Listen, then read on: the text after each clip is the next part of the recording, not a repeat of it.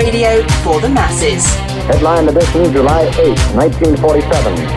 The Army Air Forces has announced that a flying disc has been found and is now in the possession of the Army. If the game is rigged, change the game. Game changer.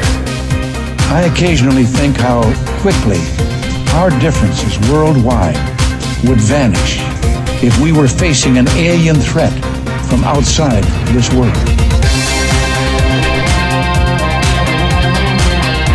This is Fade to Black with your host, Jimmy Church, on the Game Changer Radio Network and KGRA, the Global Radio Alliance. I need your help to get to the year 1985. You are listening to Fade to Black with Jimmy Church on the Game Changer Network.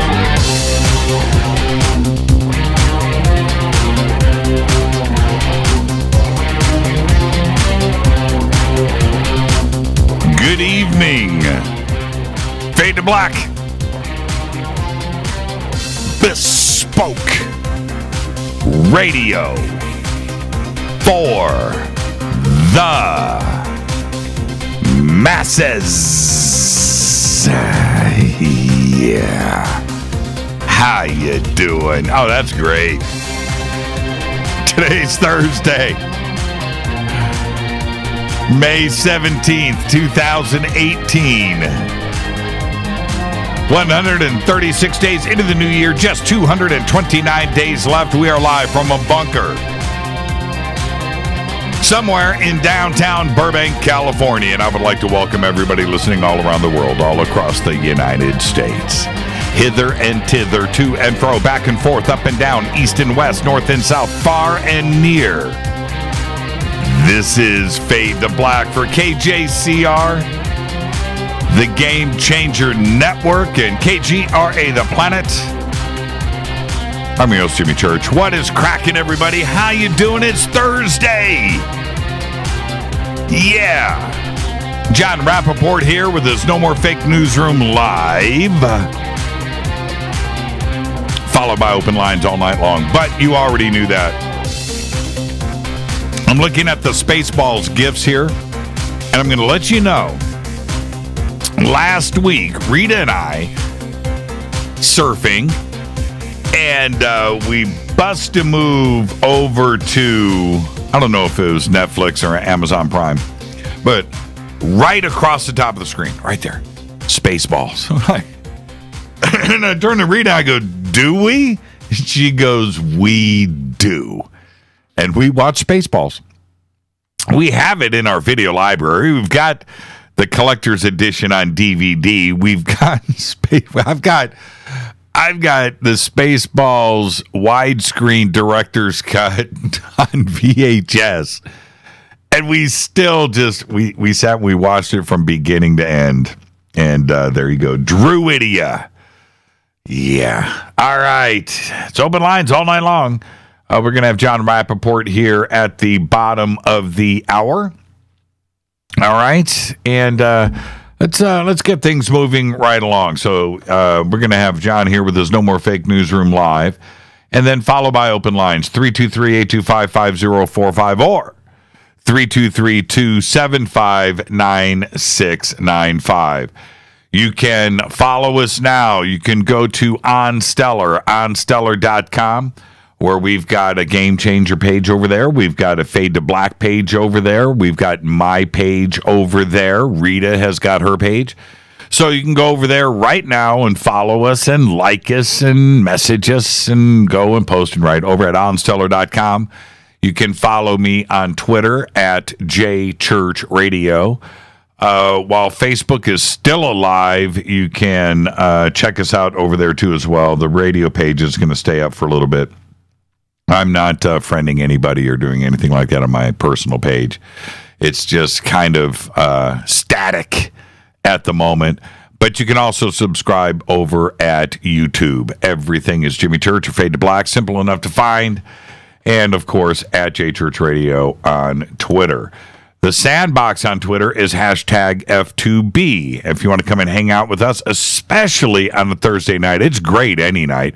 That's my favorite scene right there, ludicrous speed, and Rita. So Rita and I, we had a bunch of movie munchies, junk food, and we're in bed, and that scene pops up, the ludicrous scene, speed. And when, Lone Star cruises overhead with Barf, and who was that? That was Lone Star. He's at light speed. Can't we go any faster? And can't this thing go any faster? And so that scene, and I said to Rita, this is the funniest scene in cinema history. Put the food down. She was like, what? Pay attention. Give me 5 minutes. It was so funny. And you cannot help it. You just laugh through that entire scene all the way to the end. Smoke him if you got him. And thank you for posting that, Mark. That's a great scene. Rick Moranis, he chose to retire from Hollywood. It's a pretty crazy story when it comes to him. So anyway, hashtag F2B is the sandbox. Come and hang out with us there on Twitter. And of course, we have the chat rooms over at Spreaker and KGRA. The Planet. Got breaking news. You can now check out episode 5 of Magical Egypt 2. It's been released. And the much anticipated episode and companion are out. And you can check out the trailer right now. It is called, episode 5 is called Why All the Snakes? Now, you've got to go check it out. The symbolism of the snake in ancient Egypt and throughout the ancient world. It's a real eye-opener. So you can go and check that out now, magicalegypt.com. And the trailer is there, and the trailer is also on YouTube. And I'll see if I can get some links up for that. I'll do it when Rappaport comes in, when I have some time. And I hope you are enjoying On Stellar. The updates that have been going on, first we had the major one with the news feed and all of the stuff that was included in that package. But this is insanity how cool it is. So if you haven't checked out On Stellar, it's onstellar.com. We are quickly, as promised, man, I will definitely put my money where my mouth is, moving off of Facebook. I have no reason. And I know that there are people over on Facebook that are great, and we friendships, and they're posting stuff, and I understand that, but I don't have the attraction anymore. It's not there for me. It's not. Sad. I literally spent 1 minute on Facebook today. 1 minute just to check on private messages to see if anything came in, because I already took everything off of my phone. So funny. MUFON sent out an email today. I don't know if you've caught it. MUFON sends out an email that says, hey, come join us on Facebook Messenger. This is a test. I'm not kidding. And it's, where is it? Right here. It says, MUFON is now on Facebook Messenger. Facebook Messenger is still very new to us, and we could use a bunch of testers. I was like, what? MUFON, it's 2018. You're a little late to that party, and I just died laughing. If they only knew. Well, they do know. I spoke to Jan about On Stellar and, how it's the future of everything. Anyway, so onstellar.com, go and register, go and hang out, write some articles, get posted, get recognized, make some friends. It is just an amazing place to go and hang out. No advertising, no data mining, no intrusions, nothing like that. No corporate overlords. And sure, we're in beta testing now, and we're still working out bugs and things, but the platform itself is running. There's little things here and there where just every single day things are getting fixed. But it's running. It's great. It's amazing. There are thousands and thousands of people over there right now. Go over to OnStellar, get registered, and see what all of this fuss is all about. All right, now, coming up, 2 weeks from today, 2 weeks from today, we will be at Contact in the Desert, June 1st through the 4th. In Indian Wells, Palm Springs at the Renaissance Resort and Spa. We will be taking Thursday night off, so we will not have a show. No Fader night on that Thursday. It will be Wheels Up, and we're heading out to Palm Springs, and we'll see all of you there. Contact in the Desert. Couple of announcements. We will be, yes, we're going to broadcast Friday night, Fade to Black, in front of a studio audience like we do every year. Then on Saturday, Rita and I will be attending the George Norrie Luncheon. And so come and hang out with us there. Yes. Have lunch, break bread with Rita and I, and come over and hang out at our table. And we'll be doing that on Saturday. Also on Saturday, the awards dinner, which is sold out, by the way. So we'll be there. So if you've already made your arrangements for that, we will be there for the awards dinner. And then also Saturday night, I've got to break away from the awards dinner because I'll be hosting the Big Magic Show Gala over in the auditorium. And so I'll get the show started over there, and then I'll be back for the awards dinner, and I'll be able to sit down and finish my dinner with all of you. So that'll be, and then after that, of course, going to go out to the Sky Watch and hang out with all the Fadernauts out there Saturday. Okay, so, and then Sunday, of course, I'll be doing the closing ceremonies, hosting that, and the panel, the UFO panel on Sunday evening. And we have, on the panel, it's really cool. We've got Corey Good, Richard Dolan, Brad Olson, Jason Quitt, and then I have not one, not two, but three surprise guests. That's right. And that will be on Sunday night. It's going to be a great, great event this year. It's gotten bigger and better every single year. I remember the first year we were there, and as great as it was, and it was so much fun and so many people, and it was just amazing. We just a great time. Thought, how can it get better? We went back, and it, just bigger and better, and back again, and bigger and better, back again, bigger, and here we are this year, and this is gonna prove to be the biggest and best yet at the Renaissance Resort and Spa. Don't forget to sign up. It's coming up quickly here too as well for our Soul Tech Gathering at ECETI Ranch this August 9th through the 12th. Just go to soultechgathering.com. Corey Good's going to be there. James Gilliland's going to speak. Jason Quitt, Matthew Ryan, Michaela Sheldon, Teresa Yaranis, Holly Marie, Mary Gabriel, Ashley's going to speak, John Lund, Dana Harvey. We've got music, fun, events. We've got the Sky Watch that's going on each night out at the Field of Dreams. And it's ECETI. It's just an amazing, magical place. We are going to teach all weekend long. And I'm serious about this. You hear me talking about ECETI all the time. It's massive. Right? It's ginormous. And one of the great things that you will find yourself doing all the time is you're going to get up and walk. You're going to head out somewhere on the ranch, and you're just going to go and explore and go do your thing. And it's incredible. It's incredible. And and I'm serious too. We would be sitting there. It's just like, let's go. Let's walk out to the middle of the Field of Dreams. There's a place to meditate out there, right in the middle.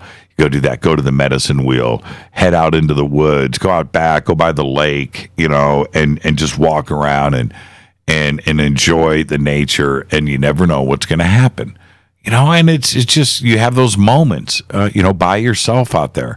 It's so tranquil and peaceful, except for my loud voice, which I'm sure resonates throughout the acreage, but you'll always know where to find me. But that's one of the cool things about ECETI. So come and hang out with us. 4 days, August 9th through the 12th. soultechgathering.com. Don't forget to subscribe to our podcast. We have over 850 archive shows, Apple, Android, all platforms, just $2 a month. And you can also, if you'd like, become a FADERNIGHT over in our membership section at jimmychurchradio.com. Get the bunker cam. That's right. You can get commercial-free downloadable archives. You get an email to me, private email, by the way, only for you. You get autographed hats and T-shirts, and just go and become a FADERNIGHT today. All right, it's very simple. All of our sponsors here have been with us for a very long time. Life Change Tea, GetTheTea.com, River Moon Coffee, Ancient Life Oil, Sacred Skulls, and Numana Food Storage, and, of course, Bearing Optics. Now, we've got a big announcement. I was going to wait. Okay, I'll tell you what. I'm going to do it this way. I'm going to save the details for Monday, but I want to do this because I want to watch Twitter light up as I speak these words. Are you guys ready? River Moon Coffee and Fade to Black have teamed up, and we are about to launch. Are you ready? Fade to Black blend infused with CBD. That's right. The beans. You need to think about what I just said. Secret formulations, scientists, all of that stuff had to come into play to perfect it. Details on Monday. Yeah. We need to come up with a cool name. Rita. Oh, I think Rita's on a conference call back to Washington, D.C. right now, so she's not even listening to me. But, I'll now that I've announced it to you, okay, let's come up with a name. And I know that River Moon Coffee, Jeff and Juanita are listening to me right now. And Jeff might be rehearsing with Mick and the boys right now and the Stones. But if they're not in rehearsal and they are listening to us, we need to come up with a name. The Dankest Coffee. I know, right? So, okay, Fade to Black blend infused with CBD, high grade too. So what do we name it? What do we name it? CB Dark. That's good. Who did that? Tanette Booth? Tanette, is that yours? Did you come up with that all on your own? CB Dark? That is well done. Okay, who can top that? Who the FADERNIGHT blend? Okay, all right. Look, the the end zone, the goalpost just got moved. CB Dark. CB Dark. That's good. That's good. Okay, all right. Now we got to top that. Yeah, Tanette says that's all hers. Man. Oh, that is amazing. Tanette, Fade to Green. Fade to Black 420. Janine, you don't know nothing about no marijuana. I've met you, Janine. Fade to Black 420. That's really good.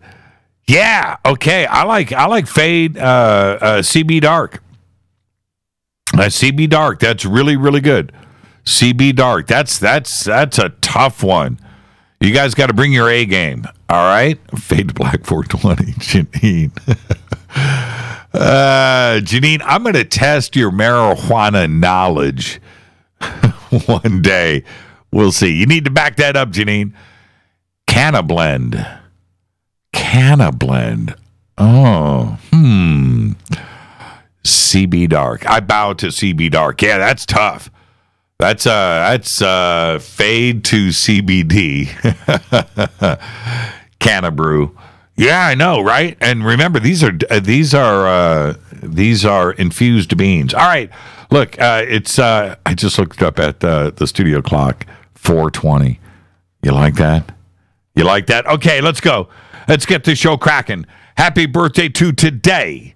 Enya is 57. 100 million records sold. No live concert ever. How do you do that? She lives in a castle, owns half of Ireland, never played live. There you go. Our dead guy's birthday today is, and I do need a moment of silence, please. Bill Paxton, 1955 to 2017, died at the young age of 61. Of course, Apollo 13, Twister, Big Love, Thunderbirds, True Lies, Aliens, Titanic. But for me, he will always be Chet in Weird Science. On February 25th, 2017, Paxton died at the age of 61. His official cause of death was a stroke caused by complications after a heart valve and aorta surgery he underwent on February 14th, 2017. Happy birthday, Bill Paxton. On this day in history, 1970, big one. I remember this day. I do. Janine says, I've been using medical marijuana since 2005. I make a mean vapor blend with cannabis and other herbs. Mainly now, I just use the vape pen. Janine, I knew you were that cool. I was just testing you. I wanted to know about that 420 knowledge. Janine. All right, 1970. Do you remember this? I do. Norwegian Thor Heyerdahl and his crew set out from Morocco across the Atlantic Ocean in the Ra 2, a papyrus craft modeled after ancient Egyptian sailing vessels. The Ra 2 crossed the 4,000 miles of ocean to Barbados in just 57 days. Limped into Barbados, too. Great documentary. You know, one it was sinking. It was so water, but it made it. It made it. On this day, in 1970, they set off. Fader fact. Now, I talked about this. This was brought up quite controversial 4 or 5 years ago here on Fade to Black. So I wanted to revisit it today. The Statue of Liberty was intended for, wait for it, Egypt. The original plan was to build Progress, or Egypt carrying the light to Asia. It was going to be a huge lighthouse in the form of an ancient Egyptian female, robed and holding the torch aloft at the northern entrance to the Suez Canal in Port Said. That's right. The United States was second choice. And that is a Fader fact. Tonight, John Rappaport is here. There's no more Fake Newsroom Live, followed by Open Lines all night long. The call-in numbers are 323-825-5045 or 323-275-9695. Now, I wanted to take a few minutes before John gets here to talk about something that came up on the show a few times this week. And I do want to discuss it tonight on the show. One of the things that I do, and I research. I constantly research. I'm constantly reading. I've got a tons of books and research materials and videos and DVDs and, of course, the internet. And I'm constantly moving things forward. I'm in constant research mode. And when I do that, I like to go and research and review the past. I like to look at old research materials. I like to look at documentaries and films that were made in the 60s, in the 50s, in the 70s, in the 80s to gauge where we are today. What were the researchers talking about when it comes to UFO, right? when it comes to Egypt, when it comes to life after death, consciousness, all of the science in general, space, the universe, and use it, that barometer, for where we are today. And I have to say this. When it comes to the universe, stars, our solar system, our galaxy, the Milky Way, our knowledge now today, just from the 90s to today, has gone so far. It's incredible. Our knowledge of the UFO subject has come so far. Our knowledge of Egypt has come so far. And today, even though we're still looking for answers, life is built on that. Life is built for one thing, to go and seek knowledge. We need to find out those three things. Where do we come from? How do we get here? And where are we going? And everything that we do here on this show, the show is fun, it's entertaining. We talk about all of those subjects, but that we love. But the most important thing is trying to figure out those three questions, because they apply to everything and every guest and every moment of your life.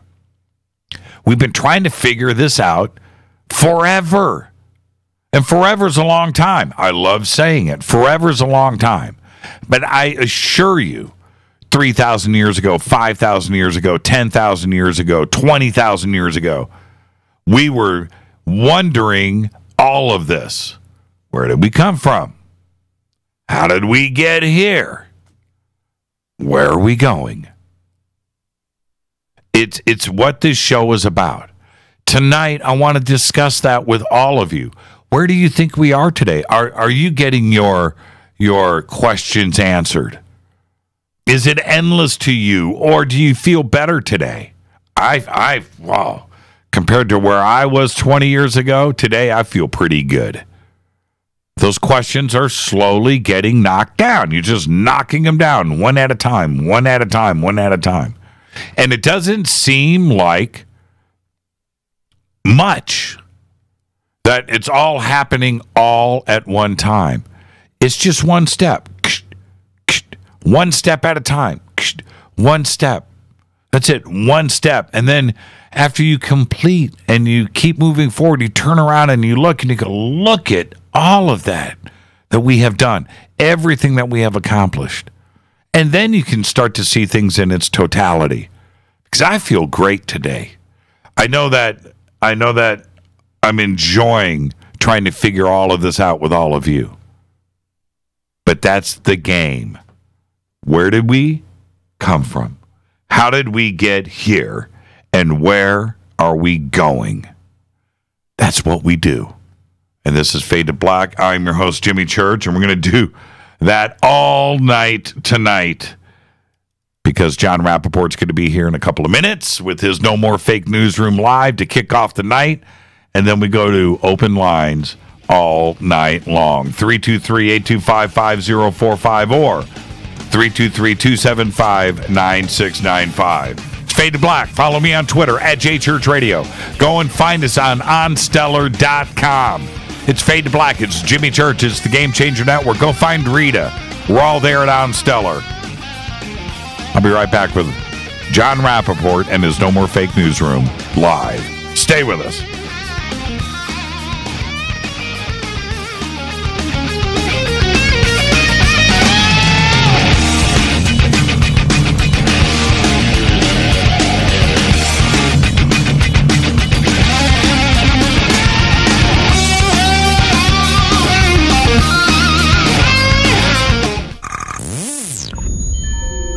You're listening to Jimmy Church, Fade to Black. Fade to Black will now pause for alien identification. The station that talks the net. KGRA Radio. When you take the beans from Central America with dashes of Indonesian and African mixed in and then roast it to the dark side of Fade to Black, you create the ultimate brew of fringe. Introducing the Fade to Black blend from River Moon Coffee. Yes, River Moon's darkest customized roast was created for the love of Fade to Black. The alchemy of masterful roasting and smoking the beans is in every sip of this full-bodied, dark Java. I need my coffee dark, deep, with distinct bittersweet chocolate highlights, just like the bunker. Leaning further into the darkness of the roast is Fade to Black blend from River Moon Coffee. Just click on the banner at jimmychurchradio.com and use the promo code F2BBLEND for 15% off of your order today. Go Beckley Teppy. What can I say about the most popular tea on the internet? And what do customers say about Life Change Tea at getthetea.com? A lot. But by federal law, we at getthetea.com cannot make claims to how this product can enhance your health. We cannot even post our testimonies without being in compliance. So how do we get past the hump? Try our products at getthetea.com and see for yourself. You can send us a testimony, but we just can't post it. Bummer. Our products are GMO-free and organic. We pride ourselves in being the best we can be, and we urge you to take charge of your health. We're 11 years strong, and many of our customers have shared their successes with friends and family. Protect your colon. Log on to getthetea.com. That's getthetea.com. Getthetea.com. Getthetea.com. 9 out of 10 geneticists agree. Fade to Black is not your father's radio show on the Game Changer Radio Network and KGRA, The Planet. Win big with KGRA this summer. Tickets and hotel accommodations to the biggest conferences, autographed books and DVDs, chances to win all-inclusive conference cruises, and private dinners with your favorite KGRA hosts. Click the contest tab at kgraradio.com for your chance to win big this summer. Your contact for the best alternative talk radio on the planet. kgraradio.com. Hi, this is Rob Reiner from Anvil, and you're listening to JimmyChurchRadio.com. What's up? I'm Chris. What up? This is Kyle Massey, and you're listening to Jimmy Church Radio. And now, coming to you from the No More Fake Newsroom in deep space, which is the space that we suspect to be true, that the world as it is fed to us every day by the Ministry of Truth is a lie, a false reality, a movie projected on the screen of our subconscious. This, however, is the breakout. All the screens crash, they all go down, and we see the light of day. A new day. No more robots, no more androids. It's the No More Fake Newsroom with John Rappaport. Take it away, John. Thank you, Jimmy. Thank you so much. Good to be here, folks. So let's see. Tonight, I'm going to talk a little bit about reporting the news, and what it actually takes to report the news. I'm going to take you on a little logic trip. I'm not going to make it boring, I don't think. I think it'll be interesting. What are the questions that a reporter should be asking that would lead him or her deeper into a story to find out what's actually going on? The questions that most mainstream reporters never ask. They stop short for many different reasons, but mostly because they're in a harness. They're not permitted to ask further questions. And so they get used to that. And after a while, you know, it's like the old story about the prisoner who's been in a cell for a long time and somebody leaves the door open and he doesn't walk out because he's institutionalized. Well, reporters get institutionalized in that way as well. So what I've done here is I've chosen an article that I wrote this week called "Two Huge Vaccine Scandals the Press is Ignoring." And I'm going to go through it. I'm going to read from the article. I'm going to comment, and you'll see what I mean here about asking the next question and then following that, using logic and figuring out what is going on. So the first scandal revolves around the flu vaccine for the current year. The CDC and other experts have admitted the vaccine has a very low effectiveness rate. Low effectiveness rate. That means it's not doing well. Why? Because we're told the vaccine is produced using chicken eggs. And in that medium, the flu virus, which is intentionally placed in the eggs, mutates. Mutates. Therefore, it isn't the same virus which is causing the flu this year. Therefore, no protection against the flu. And in Australia, experts are saying that this year's flu shot might be only 10% effective. And why? Because the majority of flu vaccines are made in eggs, meaning chicken eggs. So, first of all, what does that mean? The vaccine is made in chicken eggs. Well, every vaccine carries a germ that's intentionally placed in the vaccine. Put there on purpose. Let's get that straight, okay? Why? Because as the theory goes, this virus, say, placed in a vaccine, will stimulate a person's immune system when they get the shot. Wake up the immune system to cause a little reaction. Nothing harmful, mind you, certainly not. But it's kind of rehearsal. So that when the real flu virus comes along in the wild, the immune system will be prepared from that rehearsal to defeat the virus and keep the person from getting the flu. That's the theory.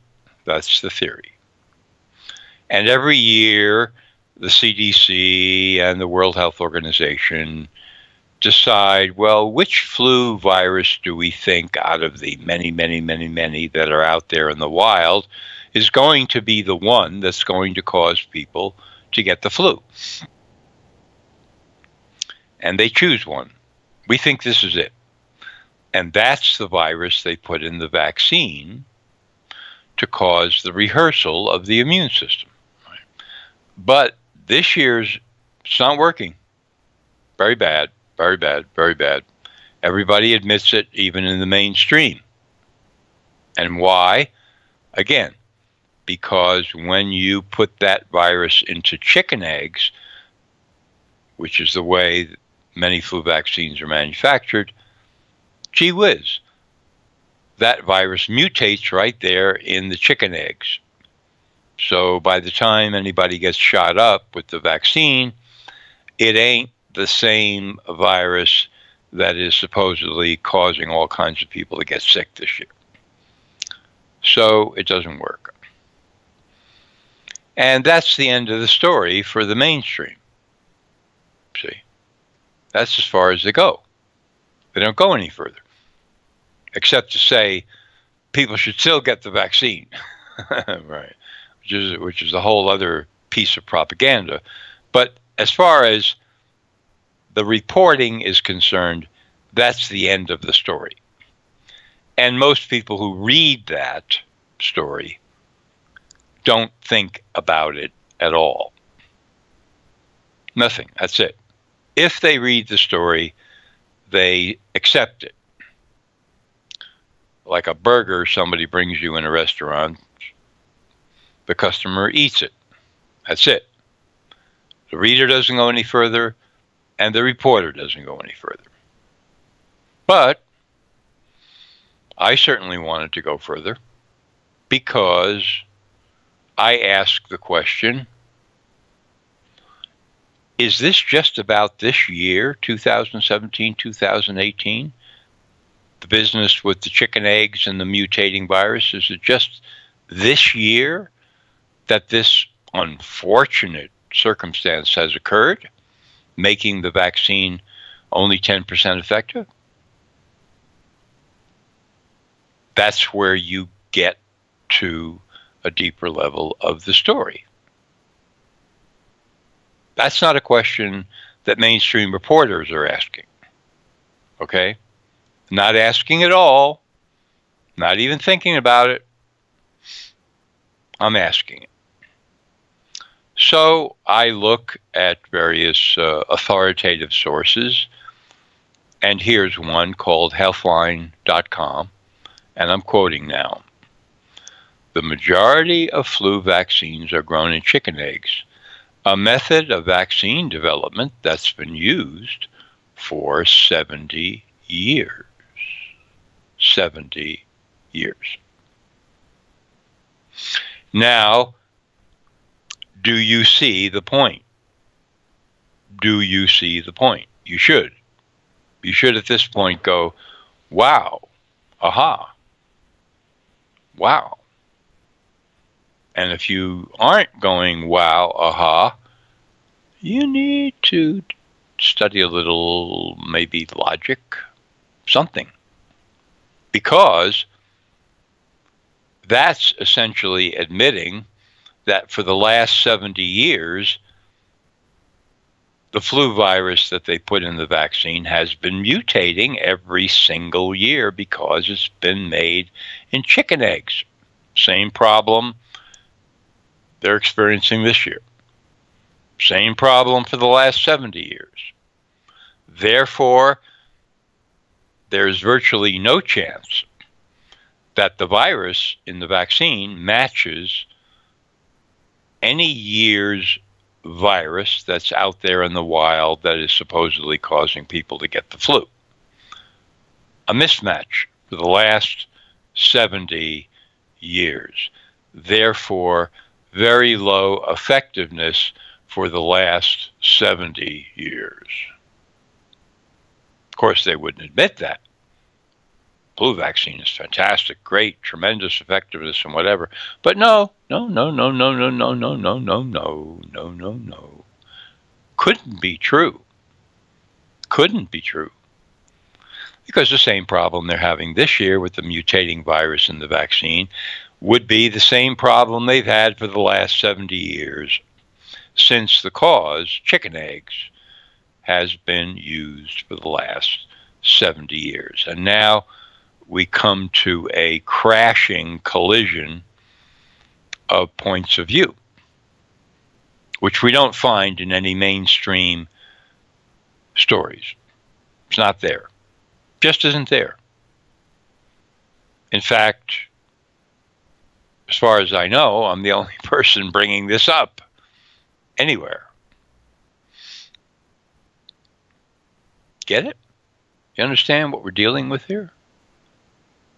On the one hand, experts are saying this flu vaccine is extremely effective and has been for a very long time. Occasionally, we get it wrong like we did this year, but it's a tremendous, tremendous vaccine. Very important. Everybody should get it. Really? For the last 70 years, by your own admission, by implication, it's been terribly, terribly ineffective.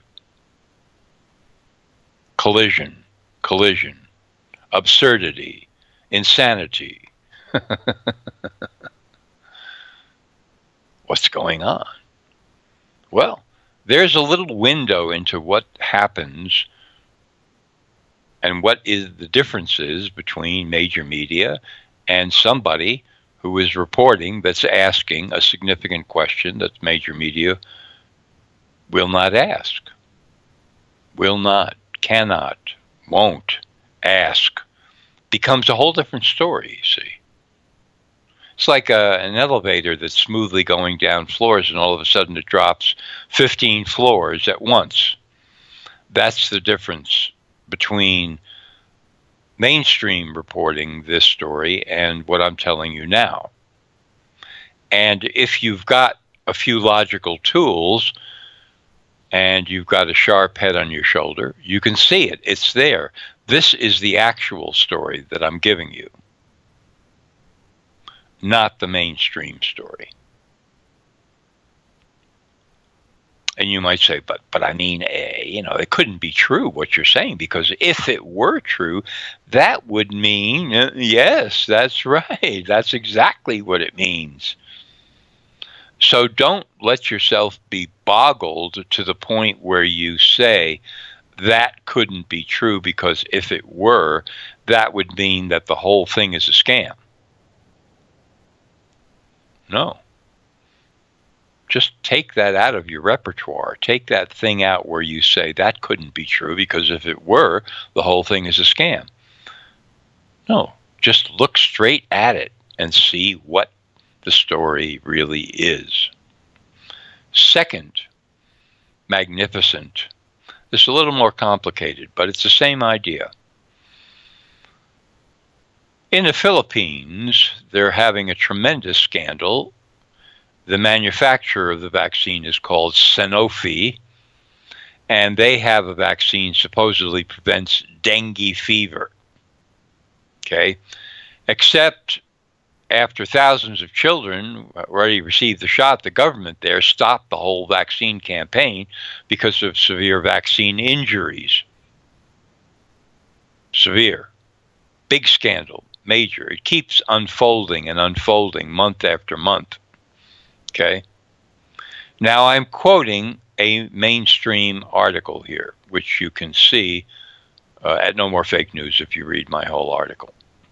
Quote, the Philippines stopped vaccinations shortly after the company, that's Sanofi, warned that Dengvaxia, that's the vaccine, can cause more serious infections in those who previously hadn't had exposure to the virus, meaning the dengue virus. Blah, blah, blah. And then I write, did you get that? The company itself warned that the vaccine might not be safe. The company, right? Okay. And this mainstream article even goes further and says the Philippine Department of Health didn't heed warnings from an advisory group of doctors and pharmacologists who concluded early last year that the vaccine's safety and efficacy were unproven. Unproven. My. But I want to even go deeper here, and this is where, once again, mainstream media cut off. They go no further. They will not consider really looking at what they've got in their hands. But I will certainly look at it. I will certainly look at it. So let's go back, because Sanofi, the manufacturer, said a very curious thing. And we're going to analyze that now. Sanofi is saying the vaccine for dengue fever might be dangerous for those who haven't been exposed to the dengue virus before getting the shot, the vaccine. What does that mean? What in the world does that statement mean? Sanofi is saying the vaccine might be dangerous for those who haven't been exposed to the dengue virus before getting the shot. Now, I would say that probably, let's say 49,999 people out of 50,000 would not stop at that point and try to figure out what this statement means that I just read to you. So I'm going to tell you what it means. And here I'm quoting from my article. I'm going to read a few paragraphs, and then I'm going to go back and explain it even more simply. That statement from Sanofi means a child who had naturally come in contact with the dengue virus would have developed his own antibodies to it, and later those antibodies would protect him against the dengue virus in the vaccine. Otherwise, the virus in the vaccine could give him a case of dengue fever or cause some other form of damage. And that is saying, if a child is already immune to dengue fever because his immune system has successfully dealt with the virus in the real world, then the vaccine won't damage him. And that is saying, if the child has naturally developed an immunity to dengue fever, then the vaccine, which he doesn't need because he's already immune, won't harm him. Boom, bang, pow, crash, smash. Now, let's just go back here for a minute. Vaccine theory again. In the wild, if a person comes in contact with a virus that could cause a disease, his immune system will swing into action.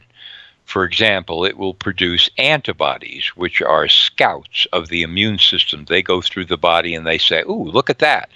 There's a dengue virus. That could be bad. So let's go attach ourselves to that, send a signal back to the real soldiers of the immune system so that they see the signal and they come and they destroy or expel this dengue virus. That's what antibodies do, and when they do it, the person is said to be immune. Didn't get the disease, or in this case, the immune system warded it off, and he's fine now. And he's immune to dengue fever. That's the theory, okay? We've discussed before on the show, and the whole other story is whether that theory is even correct. But that is the theory, okay? So when Sanofi says, let's go back and read that little sentence again. The vaccine can cause more serious infections in those who previously hadn't had exposure to the virus. That means they didn't get exposed to it in the wild, naturally.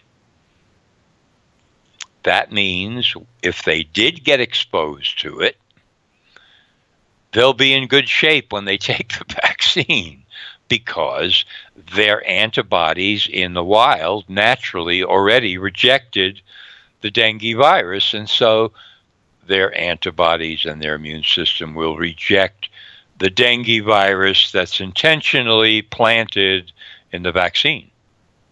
And then they'll be okay. But if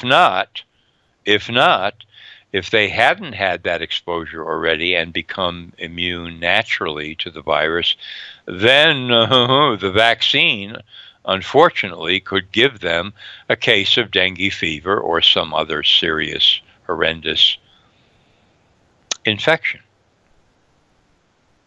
Beginning to see the point here as the clouds part and the light comes in? This is where mainstream doesn't go.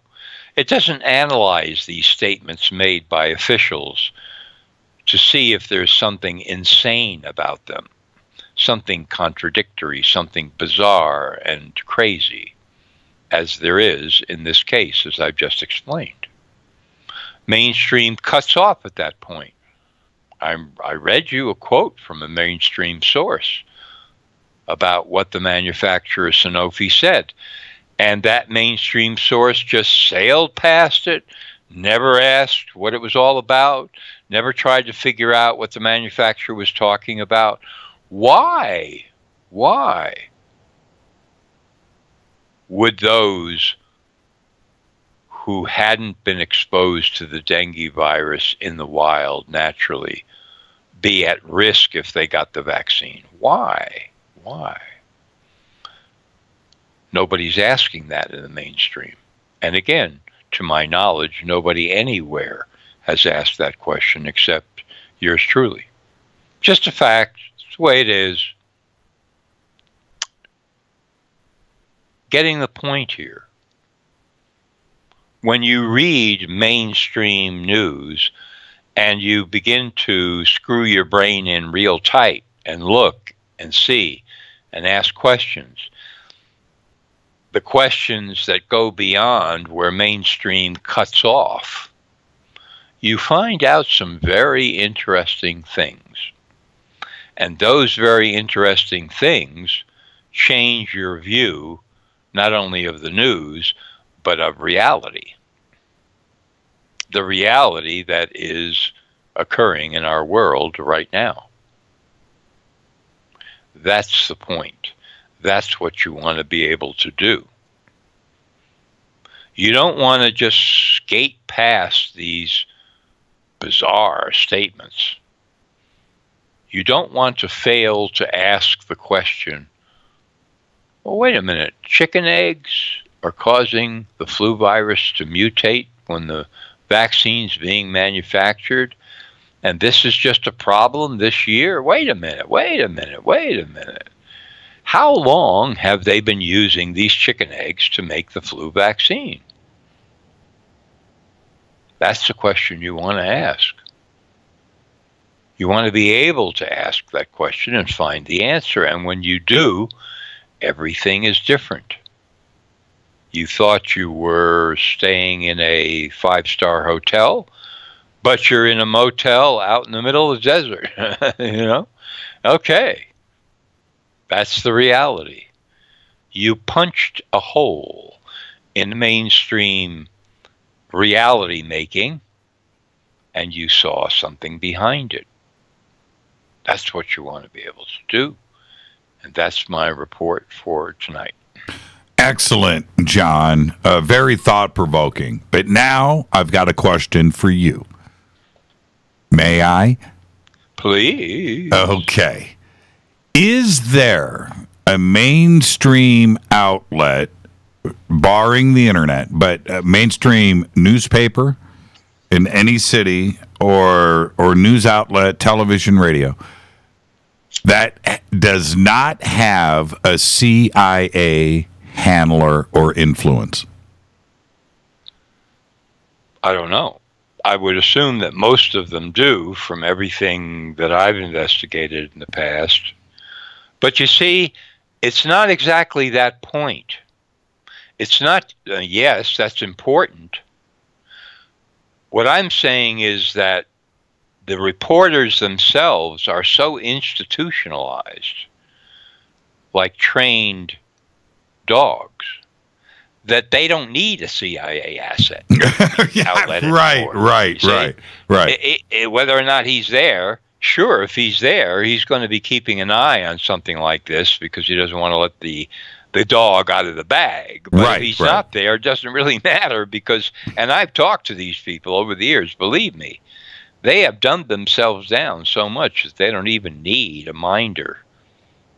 It's incredible, isn't it? It is incredible. You know, when I asked different people in the media, you and I have talked about this before, but when I've talked to professionals in the media about stepping outside of the box, they look at you like you're crazy. You know, no, you can't do that. You can't. Yeah. You want a paycheck. You know, and that's what it comes down to. It's their job security, and they immediately conform, and they get dumbed down, and they get so used to the system and so acclimated that they play the safe card, you know, throughout their career. It's the courageous ones that are so few.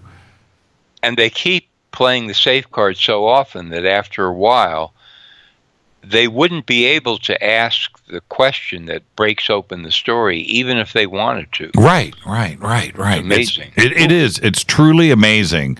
And that's why you do what you do. And every week I thank you, John, and I'm being serious about that. You know, you are able to to go out there and report and free form improvise like Miles Davis, you know, and you don't care. You just play the notes that you feel that need to be played. Thank you so much. Thank you, Jimmy. Always great to be here. You're the best, John. John Rappaport, everybody. And again, start off your day every single day at nomorefakenews.com. All right, let's go. It's Fader night. It's Thursday night. Open lines are next. 323-825-5045 or 323-275-9695. This is Fade to Black. I'm your host, Jimmy Church. Twitter's on fire. You can follow me there at JChurchRadio. I'll be right back. Stay with me.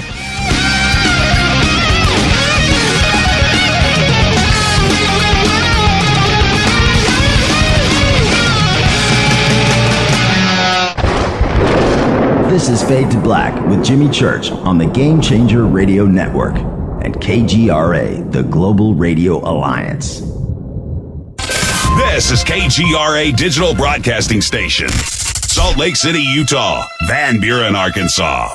Does your basement or crawl space have a damp, musty smell? Well, watch out! That's a sign of too much moisture and not enough ventilation. And that can mean increased mold growth and the buildup of harmful toxins and gases. Don't bother with a dehumidifier. It just circulates the same unhealthy air. Now there's a better way to remove these dangers and odors. It's with the computerized Wave Moisture Control Unit that reduces moisture and expels pollutants. We replaced our old dehumidifier with the Wave unit, and in only 3 weeks, our basement is dry and the musty smell is gone. Wave units require no maintenance, no buckets of water or filters, and costs only pennies a day to run. Breathe better, live healthier with an affordable, no-maintenance Wave unit. Call 888-717-WAVE, 888-717-WAVE, or visit dryhealthyhome.com. Dryhealthyhome.com. Ride the wave. Wave Home Solutions for a healthy, comfortable home.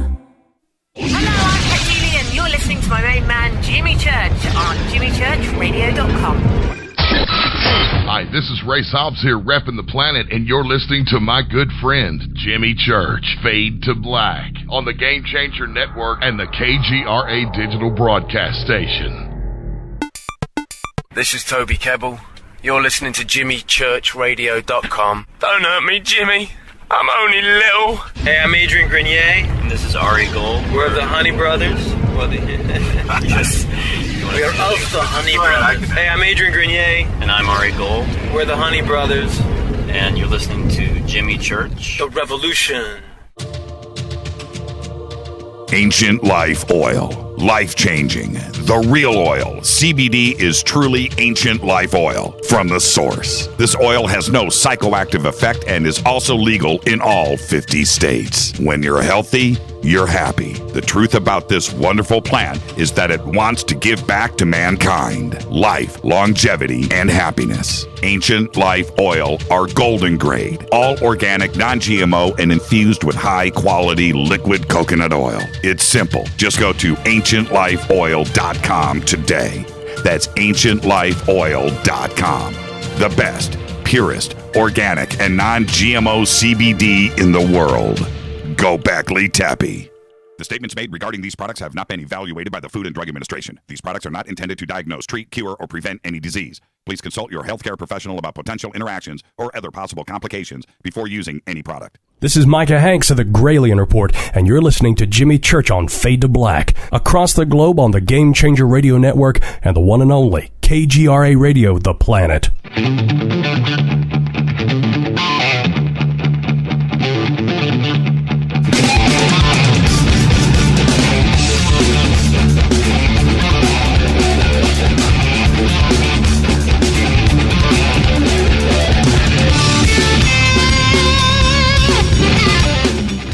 Welcome back, Fade to Black. I'm your host, Jimmy Church. Thursday night, Fader nights. Open lines all night long.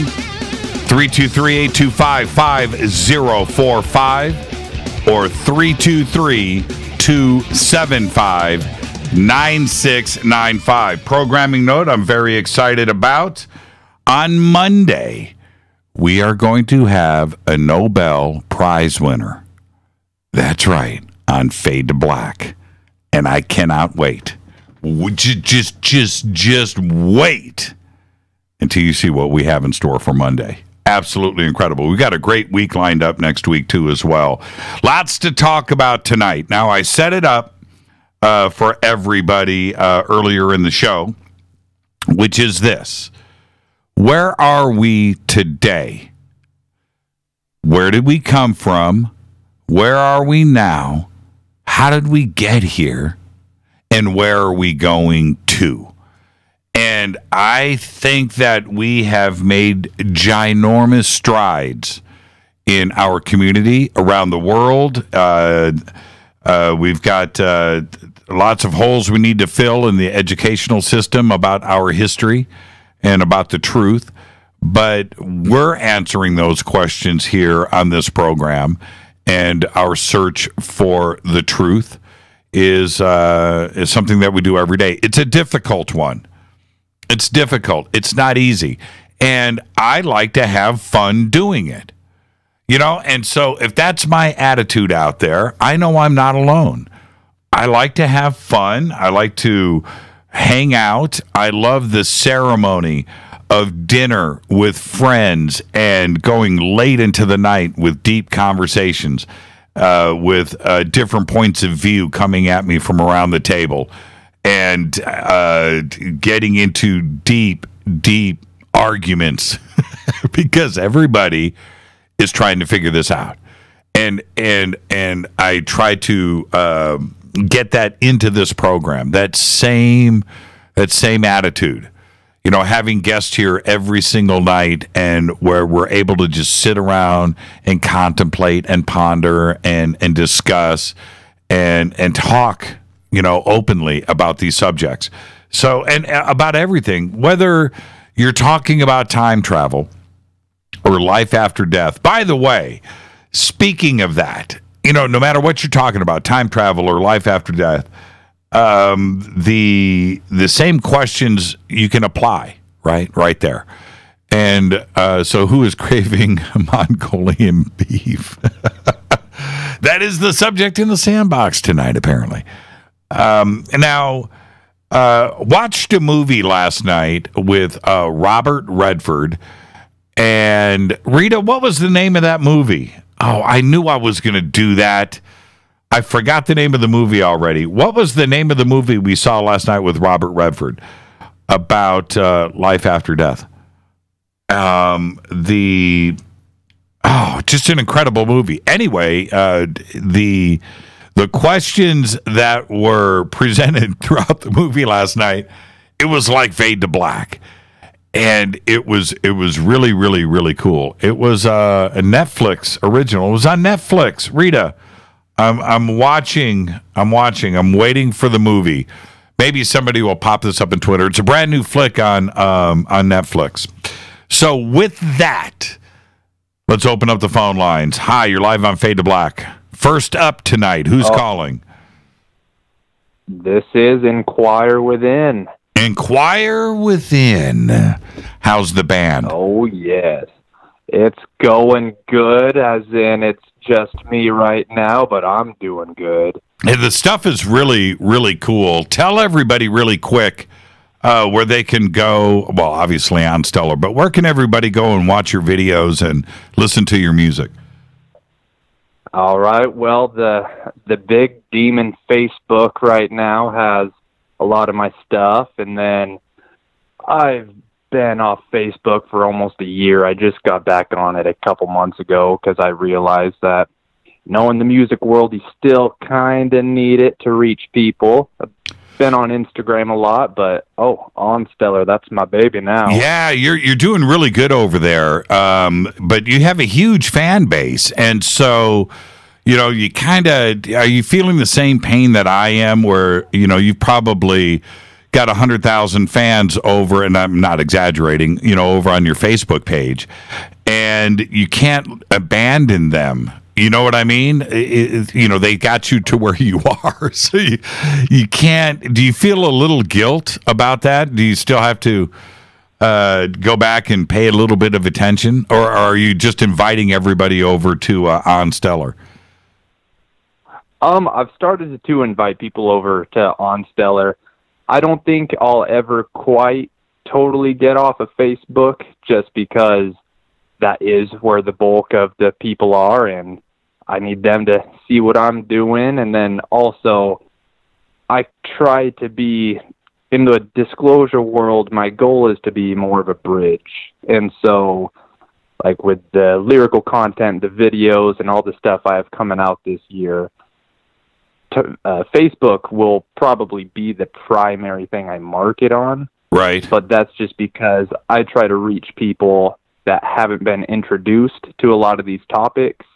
And I'm not an expert in many of these topics, but through the videos I'm making right now and the lyrics I'm writing, I'm trying to just guide people to the sources that will better educate them on that, and then they can kind of find the truth from there. If you don't mind, I know that you know a little bit about me and how my mind works, but this is the first time that you've called into the show, so I've got questions for you. Can I go? Oh, Can I go? Interesting. Go for it. Okay. First off, I've spent a lot of time listening to your stuff. And there's a couple of things that I really enjoy about you. You have different styles. It's like, the production and the composition and what it's about it's almost like the moment. And then you go off into what inspires you, to have these, these different types of, I'm a musician. I've produced many bands. This is what I do. So when I hear something, I pick it apart, and for you, I see the creativity seems more like in the moment, and you just go for it. Is that what's happening with your stuff? Yeah, I'd say that's definitely what's happening with the stuff I'm writing right now. For that first album, the stuff that you've heard, that was the first musical thing I've done that wasn't straight brutal death metal. Right. I spent about 10 years doing nothing but the heaviest, most evil music I could possibly make. Right. And then I chilled out a bit, had some crazy life experiences, and came across stuff like you and Coast to Coast, David Wilcock, all that stuff, and I decided also musically to branch out, and so I had never tried singing regularly other than like the insane guttural stuff. Mm-hmm. And so for that first album, a lot of the inspiration and noise came from the musicians I worked with. I had people from Africa come and do drums. I had people from Spain do violin, and I think there was like people from 7 different countries came in to help me out with this. And so I just kind of had a rough idea of what I wanted and flowed from there. What do you think about, and when I hear you talk about that, because if you're a good musician, if you understand what it takes to, craft a song, and you've got a grip on that, you can jump into any style, and you also appreciate all styles.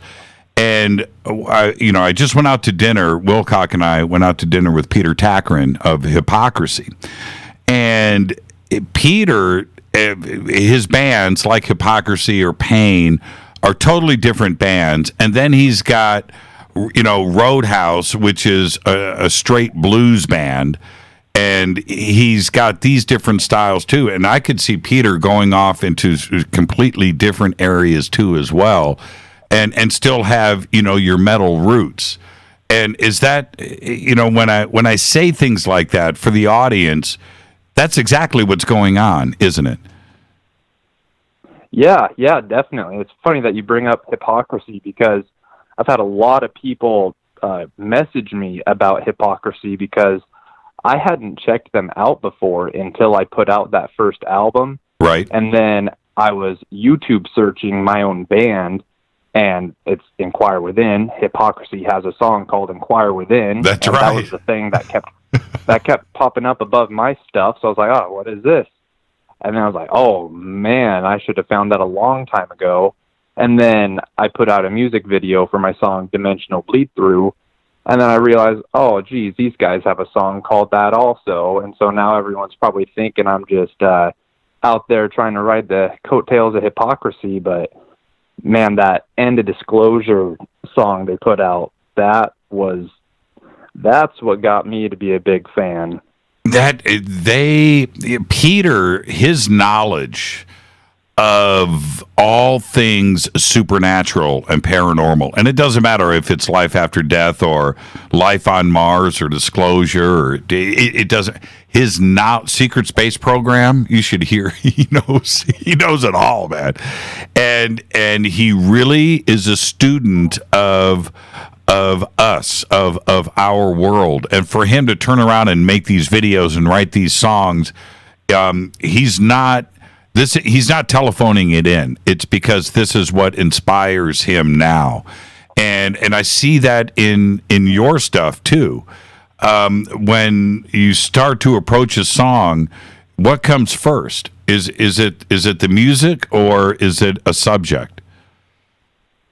It's typically a subject. I for the most part, I'll write the lyrics first, and then, because I play guitar and I've taken enough classes to be able to write music, but singing is 90% of what I put my time towards, and writing. And so I typically will write the lyrics first and then write all the vocals, and I'll record the vocals and then write all the music around the voice. Mm-hmm. What's your rig?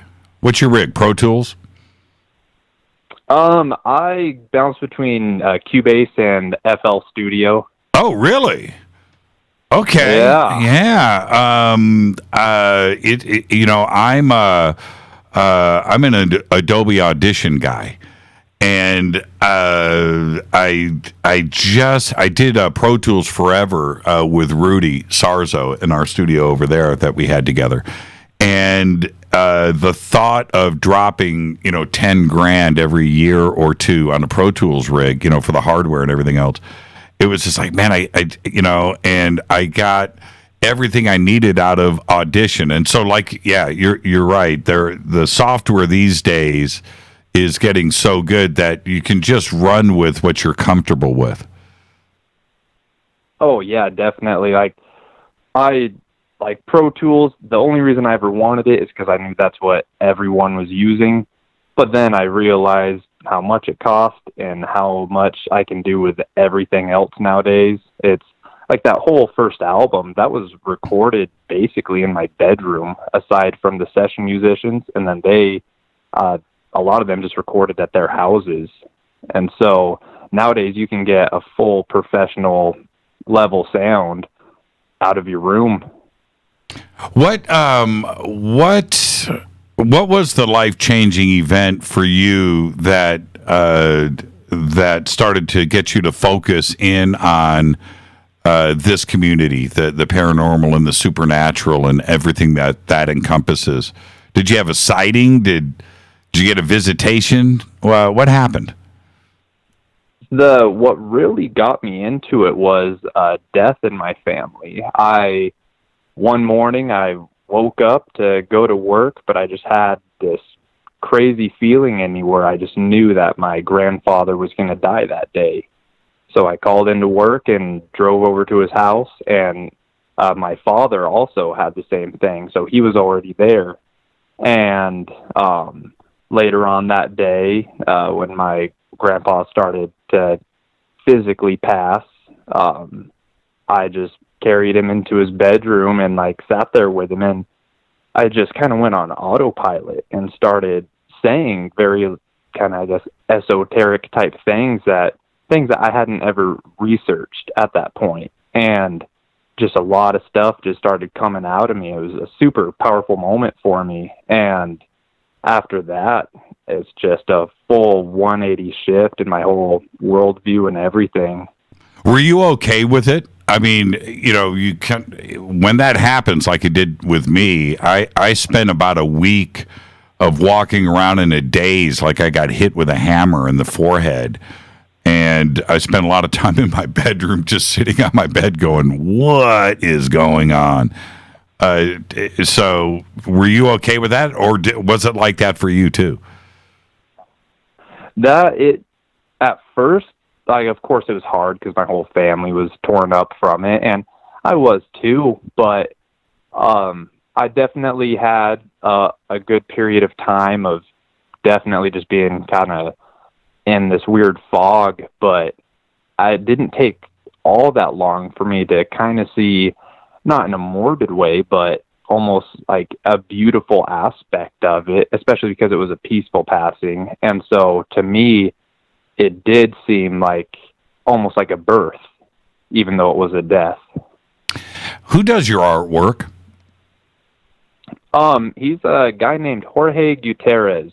He did a lot of the artwork for like Suicide Silence, When's the Plague. That's how I found him. And so back in the old death metal band I was in, he was the only artist we went through, and I loved his work so much because, especially back then, it was very, very gory, brutal metal artwork.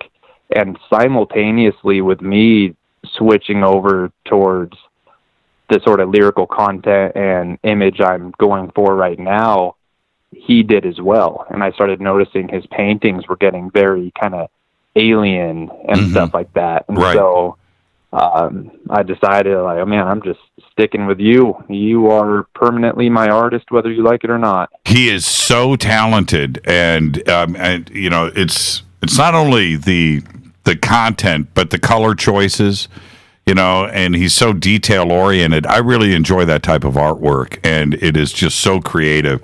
And you're right, it's alien with a little well, you know, consciousness, but maybe a little Egypt thrown in. You know, there's a little bit of everything here, a little Mayan culture. It's really well done. Yeah. The album cover he did for me, it was pretty funny how he did it. I had sent him some lyrics for the album, and I told him, you know, just make what comes to your mind from that. And he read the lyrics, and he's like, I need to go to the desert for a while for this one. And so he just brought his camping gear and painting gear out to the desert. I believe he took some sorts of mind-altering things, and then a few days later he sends me a picture of the painting version of that album cover, and then he made it digital. Yeah, it's incredible. Okay, now, inquiring minds inquire within. Need to know how to read your logo. Oh, man, I get that a lot. I know you do. Okay, so I'm just going to say this. The CEO of Von Stellar and I spent a day trying to figure it out, and we got nowhere. So you called into the show tonight. Inquire within. So how do you do it? Well, I told Jorge, I was like, you know, the band name's Inquire Within. I would like there to be a flower of life kind of in there. And then I told him to style the font after Sanskrit. And so when he sent it back to me, it looks like it is written in Sanskrit. Now I can read it. That's what, So I like it that he pulled that off so good. But it says Inquire Within. It totally does. And now it's staring at me in the face. Yeah, you know how a lot of death metal bands make their really ridiculous font that you can't read? Yeah. Well, I just did that in a peaceful way. It's so cool. So I was putting it up to the mirror. I was like, okay, I'm trying to, is it upside? It says Inquire Within. Really well done. Really well done. And so I'm not the only one that asked about the logo. Oh, no, I've gotten that a lot. And I think just because I knew what the band name was before I asked for the logo, to me, when I got it back, of course, automatically I knew what it said. I didn't take into account that 90% of the world has no idea what it says. But, you know, I'll stick with it. Yeah. You know, I wasn't even sure if you could read it backwards and forwards, you know, if it was a play on that. I was really trying to Because visually, it's just listen, Inquire. It's a really incredible logo. The music is fantastic. Your support of On Stellar, got you a blue check mark, and I just want to thank you for that, and for everything that you have done. Thank you. Now, do you have a website? I don't yet. I've been working on one. I don't know when I'll have it finished because I spread myself across 1,000 projects at once. Mm-hmm. But just Inquire Within on Facebook or Instagram at Inquire Within Reality. Just do the On Stellar thing. But speaking of On Stellar, I would like to on air thank Bobby Riv and Paul Lowndes for how helpful they've been to me and how quick they've been to respond. Those guys have been a lot of help. Yeah, your everything that you have done on Stellar has just been very, very impressive, and we've noticed it. And I want to thank you too as well, and thank you for recognizing the team there because and Bobby and everybody that is over there. It's such there's a lot more names that need to be thanked, and I will do that over time. It would take me a whole show to do that, but it's a labor of love, man. We have put everything that we've left it all on the table, and I'm not kidding about that. It's a huge, huge project, but it's there, it's happening, and your presence and what you have done has just been incredible. So. I encourage everybody to go over it now. Inquire just reactivated his Twitter account today. I did see that, by the way, just so you know. And so for you, with so many fans out there, it was so funny to see this, that your first post was, "I haven't been here in 10 years," right? And I just I totally laughed about that, and so everybody can go. It's Inquire Official on Twitter. And I'll put it up there now. I just followed you, by the way. I'm your second follower. Oh, thank you. Thank you. No, that thank first you. follower, I think that's one of those bots that auto follows people. So I think you're the official real one. Okay. Well, I'll get it up there, and just thank you so much. And the music is great. The videos are great. I love your video diary of the shoot that you did, and it's all really, really cool. So just thank you so much. Much success, and we got to get you back on the show, and we'll talk some more music and UFOs. Awesome. Yeah, definitely. I would love to talk about some UFOs with you sometime, my good sir. Thank you. Thank you for the surprise call, and just out of the gate tonight, and I really appreciate it. Thank you so much. Now go have some fun on Stellar, and hang out on Twitter. All right. Well, yeah, I'll be listening to the rest of the show and blowing you up on Twitter. Thank you so much, Inquire. Inquire Within, everybody, out of the gate. Thank you so much, first-time caller, and the honor is all mine. Thank you, Inquire. Well, thank you. Thank you. All right, I'm going to put up Inquire Within's links right here in Twitter, but you can go over to On Stellar, Inquire Within, right there. Videos, artwork, it's all there. This is Fade to Black. I'm your host, Jimmy Church. I'm going to get out of here. I'll be right back taking more of your phone calls. It's Fader Night, 323-825-5045 or 323-275-9695. I'll be right back. Stay with me.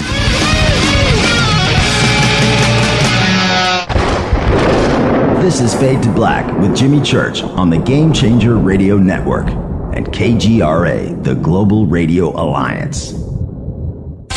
This is KGRA Digital Broadcasting Station. Salt Lake City, Utah. Van Buren, Arkansas. Does your basement or crawl space have a damp, musty smell? Well, watch out! That's a sign of too much moisture and not enough ventilation. And that can mean increased mold growth and the buildup of harmful toxins and gases. Don't bother with a dehumidifier. It just circulates the same unhealthy air. Now there's a better way to remove these dangers and odors. It's with the computerized Wave Moisture Control Unit that reduces moisture and expels pollutants. We replaced our old dehumidifier with the Wave unit, and in only 3 weeks, our basement is dry and the musty smell smell is gone. Wave units require no maintenance, no buckets of water or filters, and costs only pennies a day to run. Breathe better, live healthier with an affordable, no-maintenance Wave unit. Call 888-717-WAVE, 888-717-WAVE, or visit dryhealthyhome.com. dryhealthyhome.com. Ride the wave. Wave Home Solutions for a healthy, comfortable home. Hello, I'm Katie, and you're listening to my main man, Jimmy Church, on jimmychurchradio.com. Hi, this is Ray Hobbs here, repping the planet, and you're listening to my good friend, Jimmy Church, Fade to Black, on the Game Changer Network and the KGRA digital broadcast station. This is Toby Kebbell. You're listening to jimmychurchradio.com. Don't hurt me, Jimmy. I'm only little. Hey, I'm Adrian Grenier, and this is Ari Gold. We're the Honey Brothers. Well, we are of the Honey Brothers. Hey, I'm Adrian Grenier, and I'm Ari Gold. We're the Honey Brothers, and you're listening to Jimmy Church. The Revolution. Ancient Life Oil. Life-changing. The real oil. CBD is truly Ancient Life Oil from the source. This oil has no psychoactive effect and is also legal in all 50 states. When you're healthy, you're happy. The truth about this wonderful plant is that it wants to give back to mankind life, longevity, and happiness. Ancient Life Oil are golden grade, all organic, non-GMO, and infused with high-quality liquid coconut oil. It's simple. Just go to ancientlifeoil.com today. That's ancientlifeoil.com. The best, purest, organic, and non-GMO CBD in the world. Go Beckley Tappy. The statements made regarding these products have not been evaluated by the Food and Drug Administration. These products are not intended to diagnose, treat, cure, or prevent any disease. Please consult your healthcare professional about potential interactions or other possible complications before using any product. This is Micah Hanks of the Gralien Report, and you're listening to Jimmy Church on Fade to Black, across the globe on the Game Changer Radio Network and the one and only KGRA Radio, The Planet.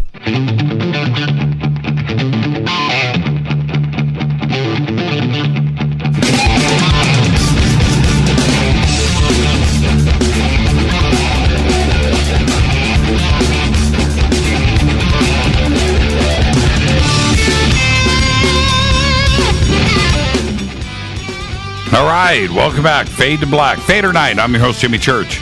Open lines all night long. 323-825-5045 or 323-275-9695. Inquire Within called in, man. That was pretty cool. That caught me by surprise. See, I can even be a fanboy. I can be a fanboy. I'll let it out. The music and the artwork and the project is really, really cool. It's incredible. So go over to onstellar.com and go seek out Inquire Within. And also, I just put up his Twitter feed. He hasn't been on Twitter in 10 years and started today. So there you go. His links are right up there in our Twitter feed. Let's go to area code 360. You're up next on Fade to Black. I almost said Coast to Coast. You're up next. Who's calling? Yes, Jimmy. This is Phil Christophers, also known as Emerald Dragon Reiki on Stellar. What is your handle on Stellar? Emerald Dragon Reiki. Emerald Dragon Reiki. Why not go with Philip? Well, because I'm a Reiki master, and I'm going to be offering that service. So I thought I would plug it in.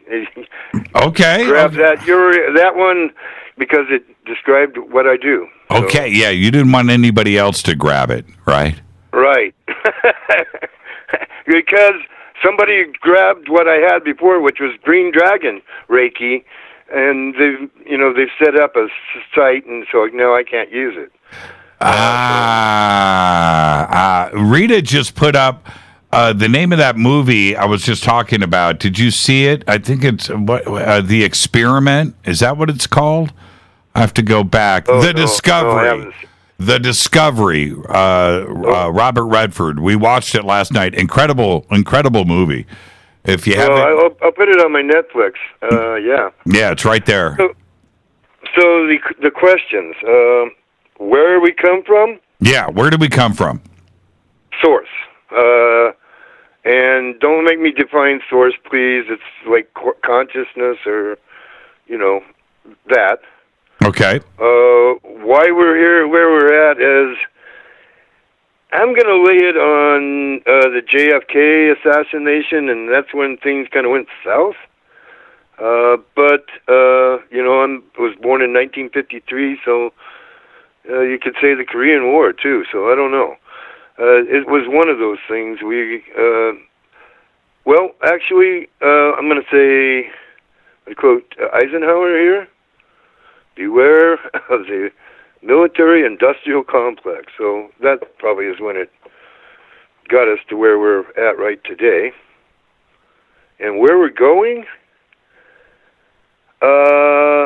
is a upping in consciousness, moving the consciousness to where we can track in more than one dimension, or more than 4 dimensions that we kind of acknowledge now, right? The width, depth, height, and time, right? Right. So that's my take on it, but I'm not there yet. Yeah. I hear you there, Philip. My answer to the third question, where are we going? This is what I find really interesting. When we talk about ET, right, visiting here and contact and communication and what might be going on, the conversation that you would have with yourself, the Philip you, but the Philip you 1,000 years from now, 1,000 years, humanity advancing in 1,000 years. Do you think that you could have a conversation with the Philip from 1,000 years from now? Would you be able to understand yourself? Would you be able to relate? Would you be able to understand? No, I wouldn't, Jimmy, because I don't understand light language. Yeah, that's what I'm saying.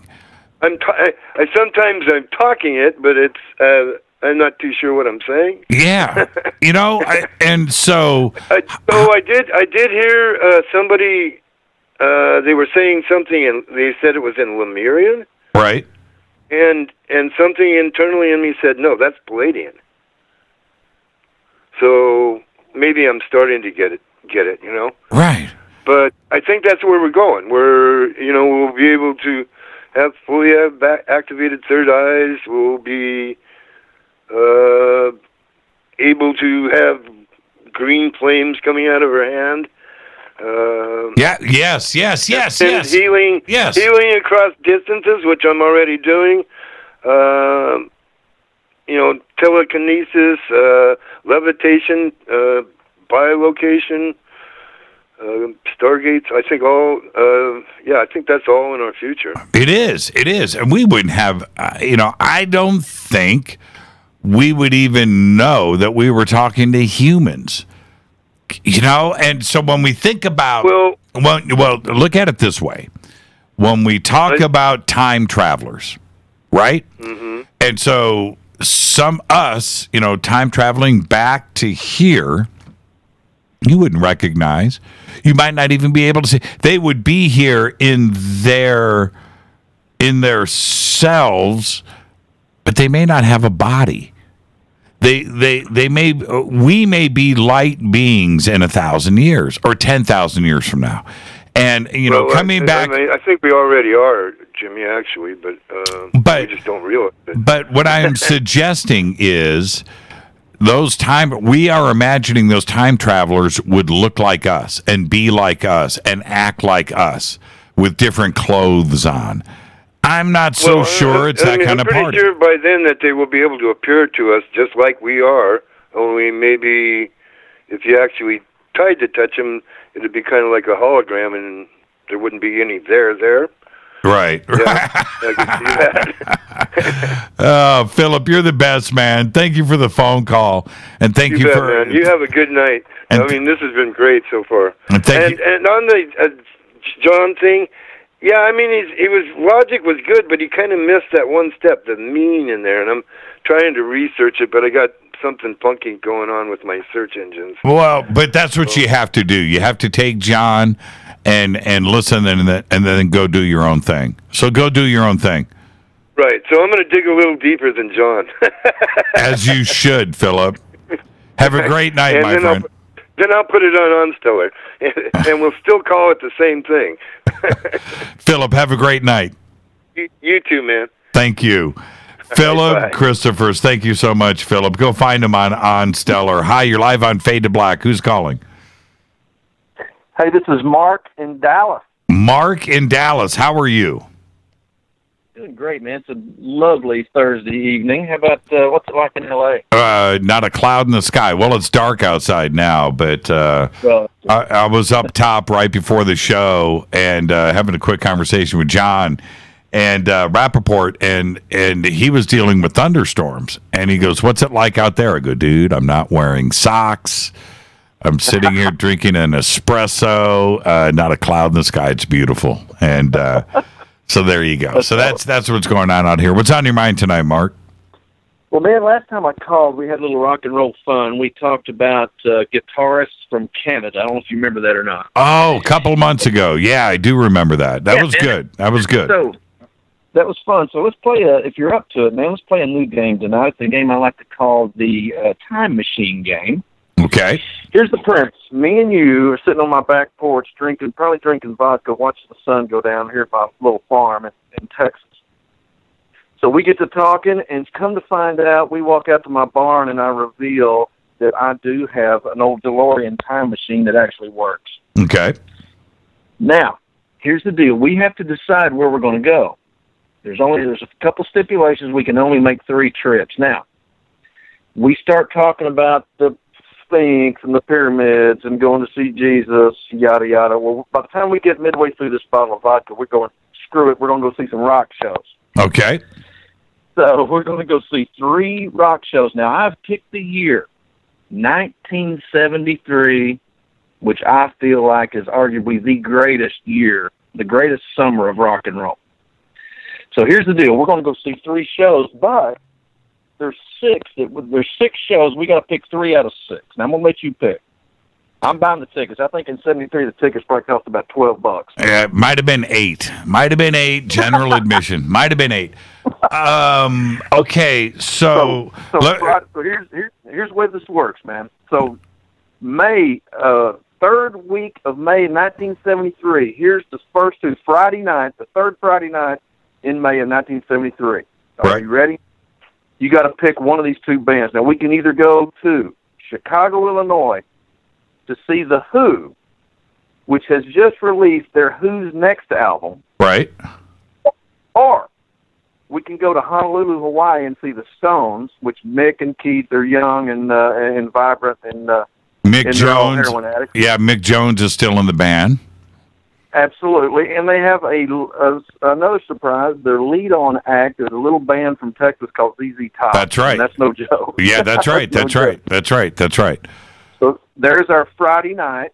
Oof. And you got to pick one of those two acts, man. I'm going with The Who. I'm going with The Who in Chicago. Well, you know who's playing drums, right? Yeah, of course. The great Keith Moon. So on that album, we can see Keith Moon play "We Won't Get Fooled Again." That's right. I'm with you. It couldn't get any better than that. No, I'm going with The Who. Keith Moon. He had the multicolored psychedelic drum set on that tour. So I'm going with The Who. I'm going with The Who. Okay, I'm with you on that. Okay, that's Friday night. Now we have 2 more trips. The following Saturday night, we have in Fort Worth, Texas. I'm going to loan you one of my cowboy hats. We're going to Cowtown, Tarrant County Convention Center, a little band that I like to call Led Zeppelin, in support of their newest album, Houses of the Holy. Or we can go to Boston, and there's a little band I think you've heard of called Deep Purple, and with their latest release is Machine Head. Right. So we got Machine Head versus Houses of the Holy, Led Zeppelin versus Deep Purple. Which one are you picking? Again, that's as crazy as it sounds. That's a tough decision. That's actually a tough decision because of Machine Head and that lineup of Deep Purple. Oh man. Okay. Is that Deep Purple? Is that Ian Gillan? Is he still in the band? Yes. Or is that Coverdale? No, that's Ian. That's Ian Gillan. See, that's tough, man. And Glenn Hughes, right? So, ooh, man. Ooh, that is tough. That's tough, man. That's tough. I'm going Led Zeppelin. I'm going Led Zeppelin, even though I know. See, look, man. I gotta go. Look, I gotta go. Zeppelin, Houses of the Holy. We get to see John Bonham play when the levee breaks. That's right. I mean, it's the greatest drum tones in rock history. Yeah, but giving up Ian Gillan, Glenn Hughes, and Richie Blackmore. John Lord, man, that's a tough one. I'm not going to make it easy on you, pal. Okay, all right. I'm with you, Led Zeppelin. We got one more night. Okay, we have one more night, and then we're out of fuel in the DeLorean. So, the Sunday, same third week of May, 1973, the greatest summer in rock history. We can go to Philadelphia. In support of their latest album, Closer to the Edge, we have The Greatness of Yes. Yep. Versus at the Forum in L.A. You know where that is. In support of their latest album, Brain Salad Surgery. Oh, Emerson, Lake and Palmer. Oh, you got to okay. Now that, you know what? That's the toughest night. That right there, that's the toughest night. That right there. You would think Led Zeppelin, Deep Purple, the Who, and the Stones, but Emerson, Lake and Palmer versus Yes. So you got look at the keyboard for Keith Emerson. It's Greg Lake, and then you got this dude named Carl Palmer on drums, who is the idiot savant. One of the greatest drummers I've ever seen in my life. That's right. Yeah, there's no question about it. Nope. Yeah, I mean, they were incredible. Oh, man. And yet, Yes was an all-star band. They were a Super Bowl team at every position. Yep. Rick Wakeman. Yep. On keyboards, forget about it. Yep, Greg Howe. Oof, man. So, Steve Howe, Yeah, Steve Howe. But see, this is I don't know. That's too tough of a call. Brain Salad Surgery. And what that meant to me. I wore that album out. And before, me too. Okay, so but before we even go into that zone, Yes, Closer to the Edge, Yes songs. Yes songs. I used to sit with my headphones on and do those things that I did in the mid 70s with my headphones, and would open up Yes songs and stare at the artwork, right, and just go through. I mean, I don't know, so if you're man. like me, you got transformed to their world, right? Oh man. You know, that Dr. Dean artwork. And yeah. And how about, we think about all of those things, but one of the great songs ever recorded, captured live of all time, Starship Trooper, off of Yes songs. Yeah. And I don't think it can be topped. There's a lot of songs that tie. But that live version of Starship Trooper is one of the great moments in rock history. It's incredible. And when Steve Howe does that breakdown of that finger picking the guitar and the lead ride where it's rock history in my opinion. Okay, so Mark, I'm gonna have to go. I'm going yes. It kills me to say that because of brain salad surgery and what that means to me. But if I got to pull the trigger, we're gonna go see yes. There you go. I did it. It man. You're the man. Yeah. You're the man. I didn't want to make it easy on you tonight. No, that was so. That actually went down 3 nights in a row. 3rd week of May in 1973. I don't know if the cities are right, but these bands were touring with those albums in the summer of '73. It's simply incredible. I couldn't believe it. Yeah. Strongest year in rock history. Yeah, really good research there, Mark. And I think that we would do this right. But Rita just hit me with this. She thinks you are a time traveler. I can neither confirm nor deny that, brother. Really well done. I really enjoyed this tonight. It's not at all what I expected, and really well done. I thought you were going to go California Jam, and I started. Oh, yeah, I thought you were going to go there, but I think was that 74? What was the original California Jam? Hold on. Do you have any guesses? I don't, because I'm from Texas. We had Texas Jam, so I bet it was the same. I bet it was the same show. I bet. Oh, April 6th. There you go. April 6th, 1974. And but this is the crazy thing about that, because Deep Purple was on that bill, Emerson, Lake and Palmer was on that bill, and so I felt like that, but that wasn't 73. That was 74. That was Black Oak, Arkansas, right? The Eagles, Earth, Wind, and Fire, Rare Earth, right? Yeah. The 70s, brother, the 70s.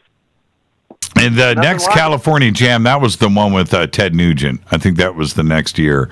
Mark, thank you for the phone call, my friend, and always good. Always good sporting with you. This was really well done. Thank you so much.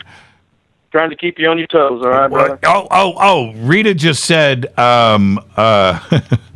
Rita just said, "Would you have picked the same shows?" I think the opportunity to go see Carl Palmer play the Brain Salad Surgery album, I think I would have probably picked ELP. That's the only change I would have made, I think. Yeah, if they opened up with "Welcome Back, My Friends." Yes, then we could have got out of there and gone to the Yes concert. Thank you so much, Mark. Great phone call. Thank you so much. Have a good night, man. Yeah, you too, man. Great phone call right there. And so let's just stay on the phones. Let's see what I have here. Hi, you're live on Fade to Black. Who's calling? Lost that call. Let's go here. Hi, you're live on Fade to Black. Who's calling? This is Matt. Matt? No, Tanette. Oh, Tanette. You just had to call in and gloat. Yep. CB Dark. CB Dark. Well done. I don't think anybody topped it. Everybody tried to. And for those that you weren't here earlier in the show, River Moon Coffee and Fade to Black is coming out with a CBD-infused bean. Okay, a CBD-infused bean. But I don't think we have a name for it yet. So I threw it out there, and Tanette came back right away with, and you didn't even delay. How did that come to you? You came back with CB Dark, and you were right there. What it do? Just popped in your head? It's really well done. Inspired. It literally just popped in my head. That's it? You don't have anything more clever? No. Okay. Except that CB dash dark would have been maybe a little better. CB dash dark. Okay. I would. Okay, I could see that. But I like it. CB Dark. And I don't know if it can be topped. I don't. And your second or third attempt at trying to top your original inspiration, nah. Sometimes you just let it go. Tonight, just ride with the CB Dark. Don't try to top yourself. Just ride it out. That's all you have to do. Okay, so another thing, you wanted to talk about music tonight. So there is, you've heard of Metal Church, right? Of course, great band. Their album, The Dark, Metal Church, one of the great albums in metal history. Right. So my husband's cousin was married to Steve Unger, and their children are now doing a band called Metal Church. Oh, really? Right. And so they're still a bit young. You know, they're just teenagers yet. But I think they're pretty damn good. And if they keep going at it the way they're going, they're going to be awesome. But wait. What's the connection? Are they able to? Did Steve give them the right to use Metal Church, or are they not using the name Metal Church? No, they're not using the name, but Steve Unger is promoting them. Oh, I got you. Because it's his kid. How old is Steve these days? He's got to be my age. Yeah, he's about 50-ish, I'm guessing. Yeah, he's got to be right around my age. What about for you? I mean, their album, The Dark, for me, and I listen to it all the time, Ton of Bricks. Oh, man, every time I hear that song. What was Let the Children Pray? Remember that song? Or is it Watch the Children Pray? Let the Children Pray, Watch the Children Pray. But anyway, that album is so good. And the original singer, right, David Wayne, incredible. Mm-hmm. Then they got a singer from Hollywood that was in a band here. I got to think of their name. I saw him at Gazzari's, and then he replaced David Wayne, and he was okay. But that first album and David Wayne and the style and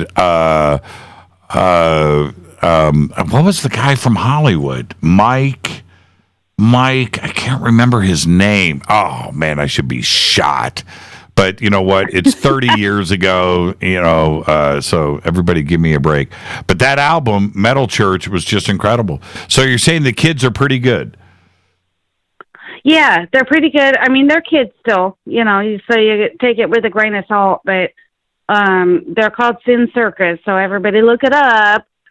But they're up and coming. They're the old school style, like, Jordan, right, kind of thing, hairband, Yeah. All right. What are they called? Mike Hansen. That's what Scott Richards just said. Mike Hansen was it Mike Hansen? No, it wasn't Mike Hansen. It was Mike. I want to say Howard. Mike Howard. Mike Howard. Oh man, I'm just gonna get lambasted with email tomorrow. I can already see this. None of those sound familiar, so I can't help you out. Thank you so much, Tanette, and CB Dark. CB Dark. That's it. That's the benchmark, and I think that's what we're going to go with, if that's okay with River Moon Coffee. And River Moon liked it too. They said vote one. Oh, did they? River Moon popped in? I missed the tweet. All right. Yeah, you have to look it up. Okay, there you go. Thank you, Tanette. Be safe and be well out there, and have a great weekend. You too, Jimmy. Love you. Thank you so much. Loving you right back, Tanette. Tanette Booth, CB Dark. So what was the replacement singer in Metal Church? I think that's the question tonight. I love David Wayne.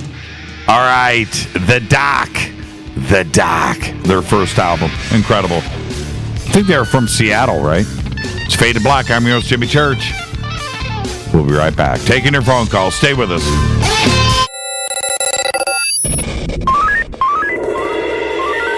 Way out here, we listen to Jimmy Church. You're listening to Fade to Black.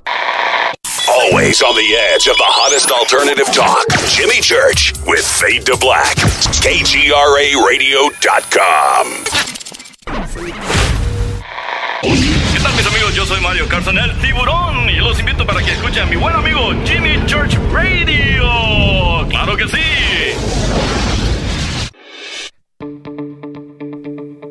Hurricanes, earthquakes, wildfires. This year we've experienced more than our fair share. This is Jimmy Church of Fade to Black, and last month I decided to make sure my family does not have to worry about food should we get caught in a real emergency situation.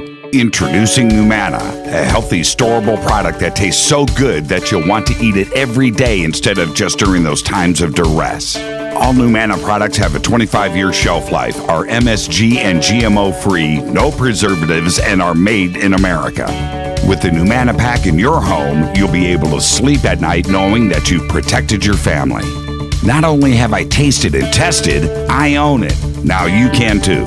Just click on the Numana banner on JimmyChurchRadio.com and use the promo code Jimmy when you order. In addition to a discount, we'll send you an autographed Fade to Black t-shirt. Seriously, go Beckley Tappy.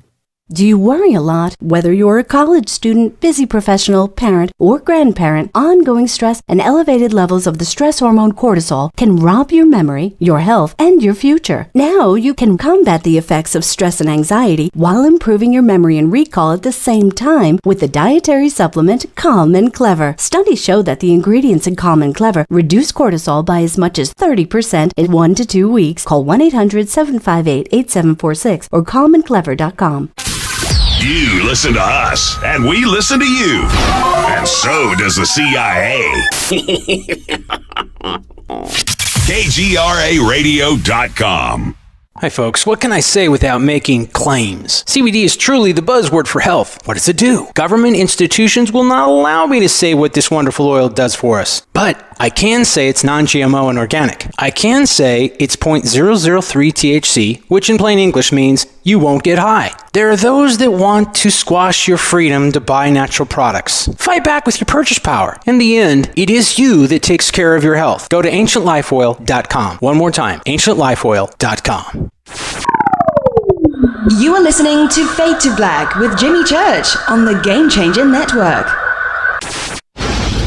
Oi, oi, I'm Reese Evans. You're listening to Jimmy Church. This is Revolution.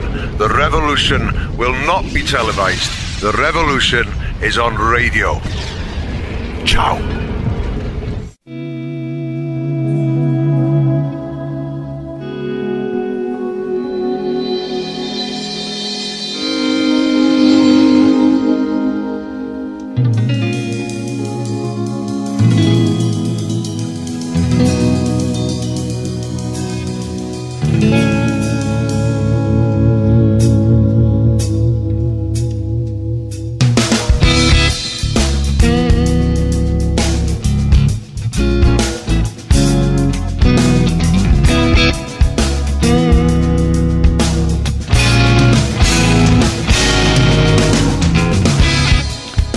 Welcome back. Fade to Black.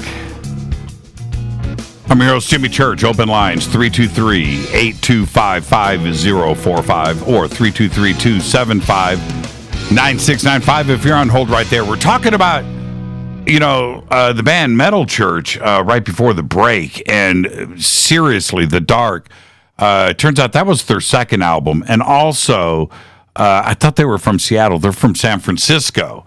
But that album floored me, and that song "Ton of Bricks," and I went and was looking up the track list. "Start the Fire," the second song. "Start the Fire," "Bring Down the Hammer." Right? Oh man!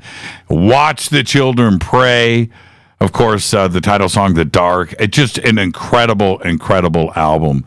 And Kurt Vanderhoof, just a great album, Metal Church. And there you go, bringing back memories. I've got that album here. But since we're talking about music, I did want to mention that up at Soul Tech, we're going to do Latetta Teresa is going to be there, and she's a great, amazing flute player that we met at a conference here in Los Angeles last year. And the thing is she's coming to Soul Tech, and she's going to be bringing her flute, and she's going to be doing the closing night ceremony. So we thought it would be fun to have the attendees participate too as well. So if you play a sacred instrument or maybe even percussion, let us know. We would like to hear from you. And just contact us, okay? And that'll be the closing night ceremony. But she is absolutely amazing. And you can check out her website, latetta.com, and go and listen to her music, and it's all right there. She's just phenomenal. So that'll be Sunday night, and we would love to hear from you, okay? All right, let's go back to the phones. Area code 215. You're up next. Who's calling? Yo, Jimmy, it's Wally, Philadelphia. How are you? How are you? That's the question. What's going on in Philly tonight? It's rainy and muggy, but summers are coming, and so we're loving it. It was a long, brutal winter. Yeah, it was. I didn't think it was ever going to let go. Do you ever feel like, you know, springtime starts rolling around and then it snows again? Do you ever trip on that and go, you know what? What if it just snowed all year long? I'd move. Yeah, I know. It feels like it could do that sometimes, but there you go. All right. I just got back from Puerto Rico. The company I work for, we decided to do some hurricane relief, and we went down there, and it's such a beautiful place, and it was just great to go down there and do some stuff, and but the weather, you can really get used to it. Yeah, I know. There's nothing like smelling the Caribbean. You know, the odor, the smell. No, when you get off the airplane, you're like, oh my gosh, I'm here. I know, it's immediate. And there's nothing like. I don't even know how to explain it. But there's that tropical smell, that Caribbean smell, and it's just immediate down there. So, well, good for you guys to go down there and do some hurricane relief, and I'll thank you for that right now. Thank you so much. That's very cool of you guys to do. What's on your mind tonight, Wally? Well, all right, going with the music thing real quick. I know this is all generational, and I know you're more into the heavy stuff, but I think the best year for tours, rock tours, classic rock stuff was 1977. You had Bruce Springsteen touring not only on the Born to Run stuff, but the Wild, the Innocent, and the East Street Shuffle. You had Fleetwood Mac doing their Rumors tour, and you had Queen doing their News of the World and Day of the Races stuff.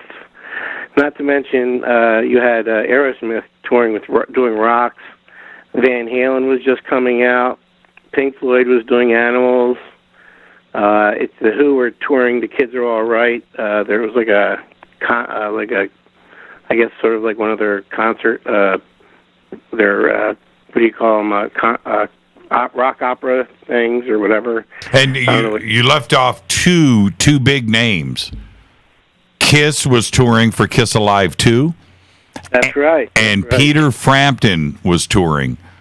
That's right. No, they were huge. I remember, the Frampton Comes Alive phenomenon was just, everybody had 2 copies of that album. Yep, I did.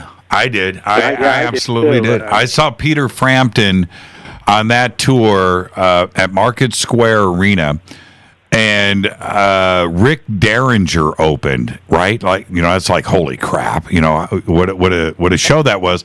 But Peter Frampton comes out and he announces to the crowd, he goes, and if you were at that show, you'll remember this. He goes, our drummer is sick tonight and cannot play.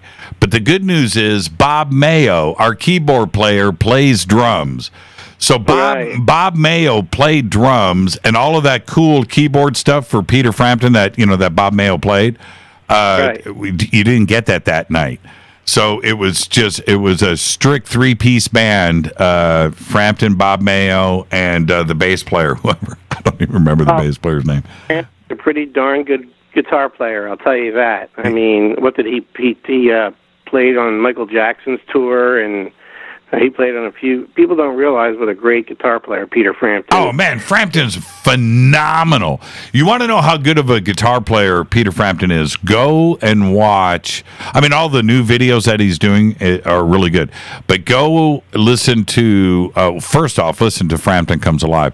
But listen to Lines on My Face. And then you realize how great of a guitar player Peter Frampton was back then. He wasn't all about the hair. He was a phenomenal Mata Hoople, man, right there. Peter Frampton, Frampton's Camel. Mata Hoople, he was probably like 16 years old and he was blowing it away. I know, man. I think he gave Steve Marriott a run for his money, and that's. I was fortunate. Living in Philly, we had JFK Stadium here, and that was the era of the mega tour. So we had, Fleetwood Mac. We had Leonard Skinner doing Street Survivors tour. Right. Molly Hatchet. You had like all these weird combinations of Hall & Oates, Sanford and Townsend, playing in JFK Stadium, and of course JFK Stadium is no more. That's where they used to have the Army-Navy game. It held 100,000 people. That's right. It was the largest stadium in the East Coast, if not the U.S., and it's where they held Live Aid. That's right. That's absolutely right. And when they kicked off Live Aid, it was, in the United States, it was at JFK Stadium. And I remember at the time asking myself, why JFK Stadium? Why not the Rose Bowl? Why not the Coliseum? Why not Giant Stadium? Why not these other? But no, it was JFK Stadium in Philadelphia. You're absolutely right. That's what did it for Live Aid. And a real quick anecdote. Well, you've got the East Coast corridor. So you got New York, D.C., Boston. Everybody can drive down, came down, whatever. But also, Phil Collins flew from London, played a set in London. 2 shows. To Philly, and played a set in Live Aid in Philly. That's right, 2 shows. Man, you got the musical knowledge, man. I'm pretty impressed. I play. I play the bass guitar. I used to play the guitar, but everybody wanted to play the guitar, so I put down my Strat and my Les Paul Custom and picked up my Fender P and my Fender Jazz, and just do that and play a few bars around, Philly. But anyway, it's a great topic, the music thing. But going back to where we are and everything, I think about my grandmother. She was born in 1902, and she died a little after 9/11. And she saw us, go from horse and buggy to, the space shuttle, the internet. Unfortunately, she even got to see 9/11. So she got to see the world change. And I think in 1,000 years, we are going to be like ancient Egypt. They're going to be wondering what we were doing, what were these boxes for that we call TVs. They're going to pick up these little CDs, and they're going to think that they were some type of ring toss game. They're not going to know how to play them. They're not going to know there's information on them, just like we don't know how to uncode some of the secrets of the Sumerians and the Egyptians. And I call it lost technology. And if you've ever heard of an astronaut named Don Pettit, he talks about one of the reasons why we haven't gone to the moon is because we've lost the technology. In other words, people talk about them throwing away the pictures or the video from the moon landings. Aside from the moon hoax stuff, which, I'm not sure, I'm on the fence with all that. I don't know. I want to get into all that. But I think that there's a certain degree where civilizations have technology, and and we get this great technology, and then the human race loses this technology, and then every couple thousand years or maybe 10,000 years, we have to rediscover it and refind it. Yeah, and you're right about that comparison to Egypt and our technology today, because we don't have an instruction manual for the Great Pyramid. We don't have an instruction manual for so much of Egypt. And our technology today, when they go, a few thousand years from now, or forget about that, let's go 1,000,000 years from now, right? And they're digging up these archaeological sites that, I think this used to be called New York City, right? So they're undigging, digging up the past, and they find a CD. They're not going to know what to do with that. They're not going to have they're not going to have a clue. You're right. Ring toss. I mean, that's probably pretty close. Some game we played that dead serious. It's and some of the graphics that may be on a CD, they're going to try and decipher that, and they're going to be, like you said, holding it to a mirror or whatever device they have then. Or I just think that it was very interesting that this astronaut would come out and say that we've lost the technology to go to the moon. No, you're. And then lastly, I just want to say, as far as ET, okay, I believe it's an interdimensional thing. The reason why I do is because we use drones. We send satellites and drones to around the moon, around Earth. We send drones. Pathfinder, Curiosity to Mars. We don't send human beings. So why would we think that ET would send themselves physically? That's the thing I'm trying to wrap my head around these days, is why would they come in person? Because I believe that the Earth is an aquarium. It's a terrarium. It's an experiment. It's somebody's, aquarium, that they just have this life, and I think somebody on your show once said, that the whole universe, I think Linda Moulton Howe talked about this, they come in and they look and they see what we're doing, and they're checking out what we're doing, and all the diversity. I mean, look at all the diversity of life. The frogs, the fish, the birds, the mammals, just every different thing is just, zebras, zebras compared to horses. Just crazy stuff. So I think it's an interdimensional thing, and that's kind of where I'm sitting right now. I don't know. I think the world is so big. We only know one quarter of the planet Earth, because the rest of it's covered by water. Mm-hmm. There could be a whole civilization underwater that we talk about USOs. There could be a whole civilization underwater that's paying us visits, and then just returning underwater. And how would we know? We know more about the moon than we know about the oceans. That's exactly right, Wally, and it's all connected. And one thing is for sure, thank you for the phone call, but the base is interdimensional. Thank you, my friend. Behave. Take care. Bye. That's a great phone call right there. That is an amazing phone call. And it is all connected. And if you're on hold, stay right there. But I was just looking at this tweet from Mystic Coder. Listen, Mystic Coder says, what happened to talking about the nature of reality, etc.? It's all guitar talk. Doesn't compute. I get you love your guitar lore, but the show isn't really about that, is it? It's all connected. It's all connected. Never, ever, ever, ever, ever forget that. It's all connected. Let's go back to the phones. Hi, you're live on Fade to Black. Who's calling? This is Phil Myers. Hi, Phil. How are you?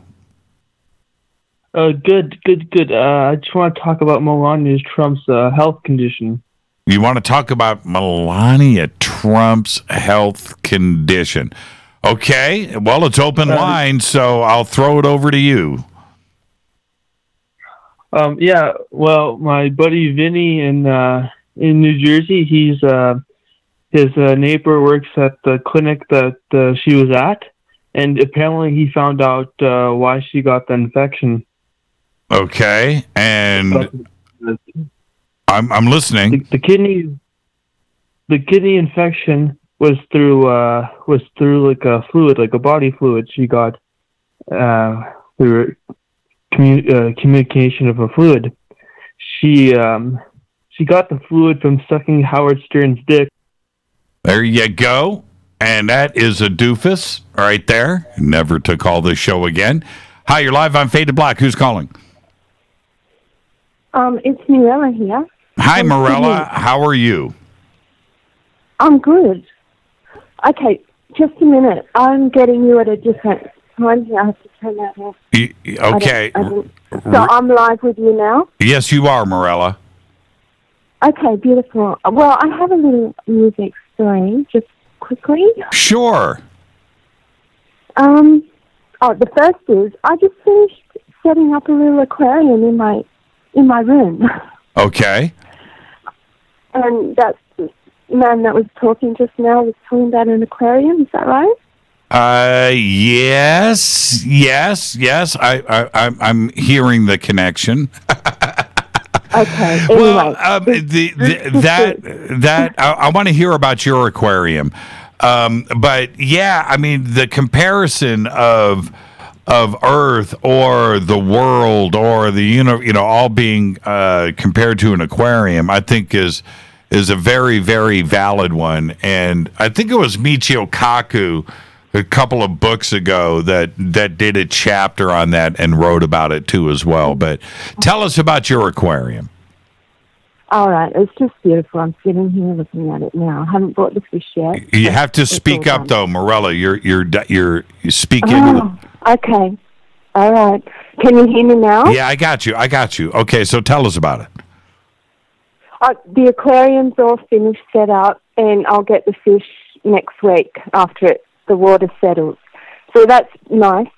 But I have, okay, the music story as well.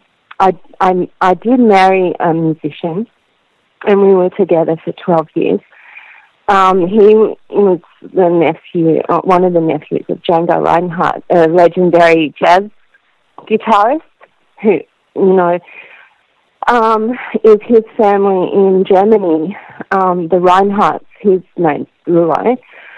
But when I got married to him, I went over to Germany and lived with his big gypsy family over there, and it was all music and all beautiful. And he went on to do a lot of albums, and he got really busy on tour all the time. So I came back to Australia to live. I've got my daughter here, and but it was in Germany that I had that sighting, my second sighting, or the first real sighting that I have ever had. That was in Germany, and if I hadn't have married Lilo and gone over there and stayed there and everything that happened, I wouldn't have been in the place that I was over there to maybe have witnessed that fear anyway. It was in the forest in Germany. What part of Germany? What city? In a place called Friedrichshagen, and it's off between Cologne and Frankfurt.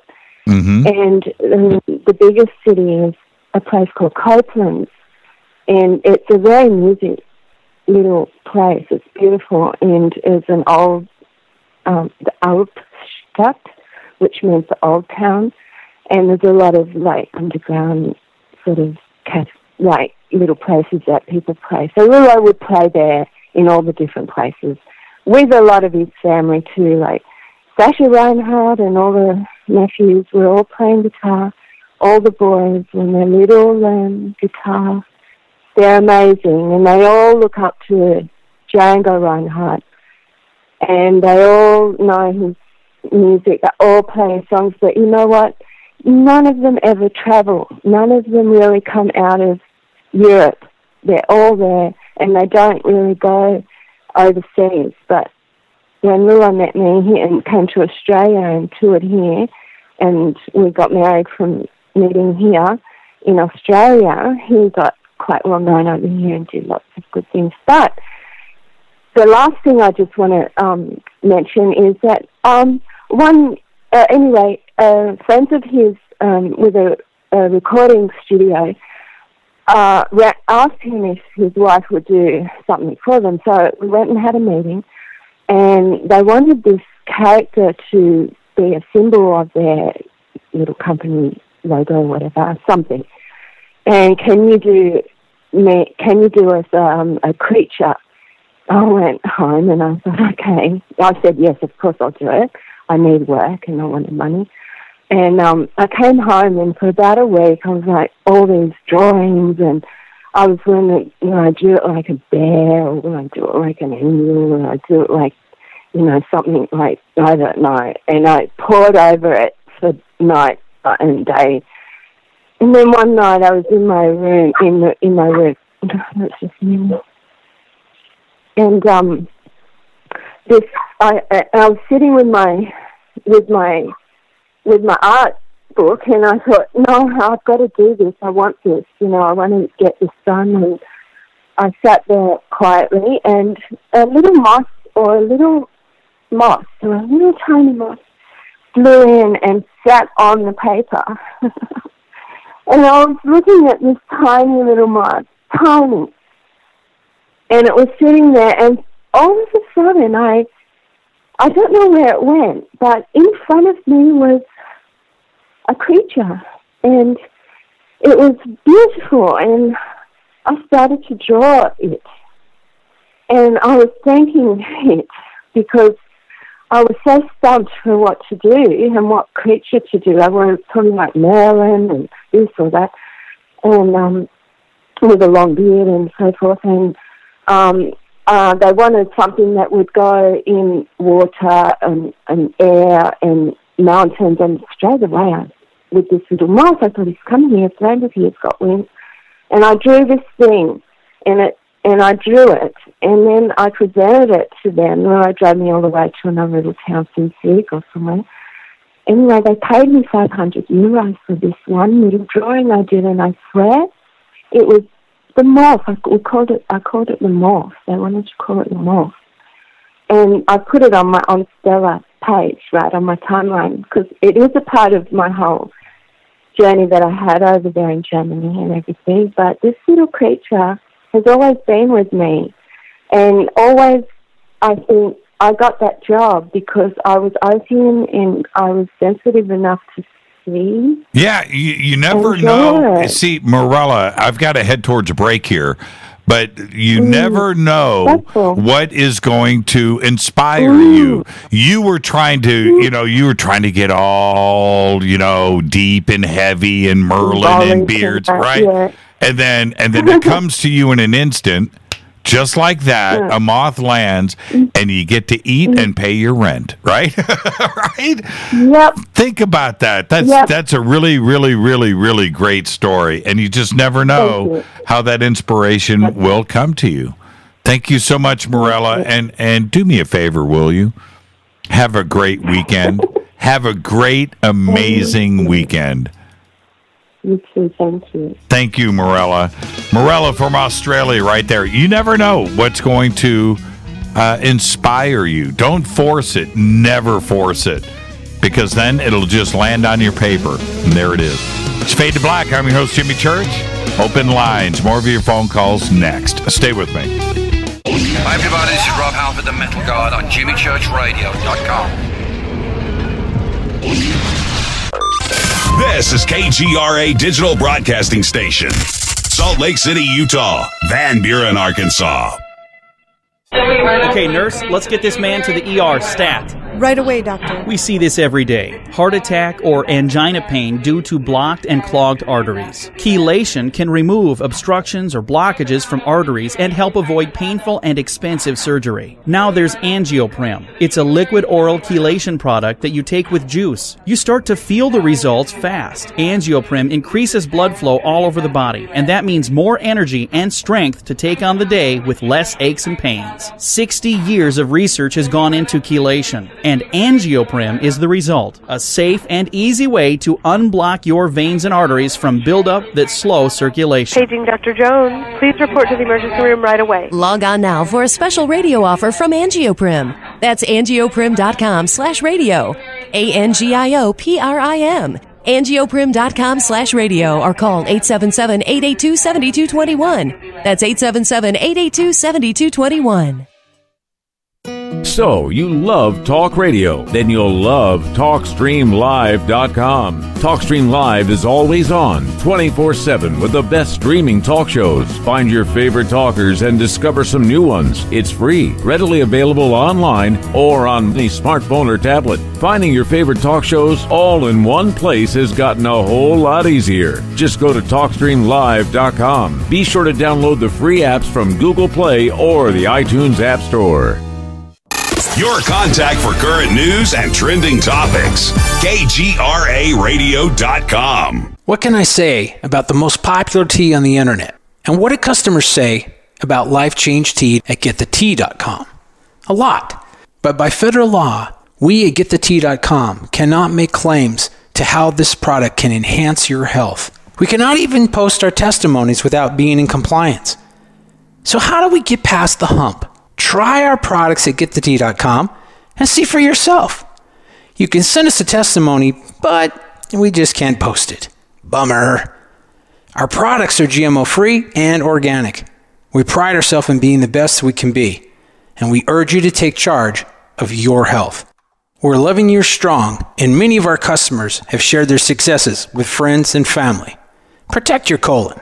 Log on to GetTheTea.com. That's GetTheTea.com. GetTheTea.com. GetTheTea.com. Did you know that when you're on the road with limited data or Wi-Fi available, you can still listen to every minute of Fade to Black by just calling 605-562-4482. No smartphone, app, or internet needed. It saves your data plan and no extra cost if you have unlimited minutes. Just call 605-562-4482. You can listen to me, Jimmy Church, on any phone, anytime, anywhere. Go Beckley Tappy.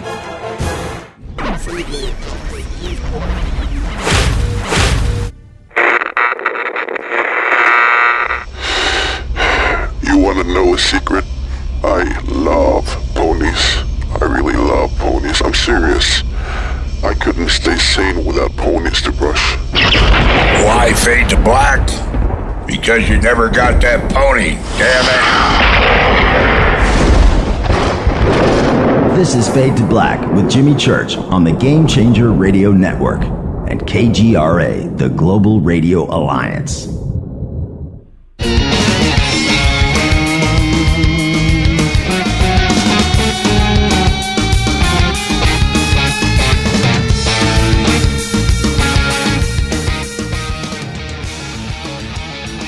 Welcome back, Fade to Black. I'm over at On Stellar reading the Metal Church messages that came flooding in. You guys get it. But it was Mike Howe replaced David Wayne, but I'm trying to Mike Howe's band that he had here in Hollywood. Man, saw him a couple of times. But anyway, there you go. It was Mike Howe. I thought it was Mike Howard. Mike Howe. It's a good singer. Good singer. All right. Open lines, 323-825-5045 or 323-275-9695. All right. Let's go to the phones. Hi, you're live on. Let's not do that one. Let's do this one. Hi, you're live on Fade to Black. Who's calling? Mr. Church, it's Eric, the Awakening Man. Hi, Eric, the Awakening Man. Got to make sure that you're not identifying yourself with any other Erics out there. You need to get the Awakening Man put in. I don't want to confuse anybody either. I appreciate that. I'm Awakening Man on Stellar too, by the way, just so those who might be listening. Oh, you're on Stellar, huh? I'm on Stellar. I haven't really done my thing there yet, but I'm building up some good stuff that I want to break out, but that's down the road. Somebody just posted Echo 5 Voodoo posted the Hollywood Nights T-shirt on my page, and I just freaked out. Very funny, great movie. Yeah, everybody's got to go to onstellar.com. Get it going. It is so cool. So much fun over there. Okay, so what's on your mind tonight, Eric? Well, you just mentioned great movie. I was thinking that I'm going to guess you've seen The Shape of Water, or have you? Yes, of course.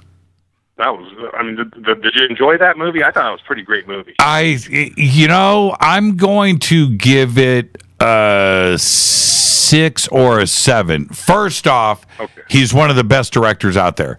The way that he presents the visuals, incredible. The story was there.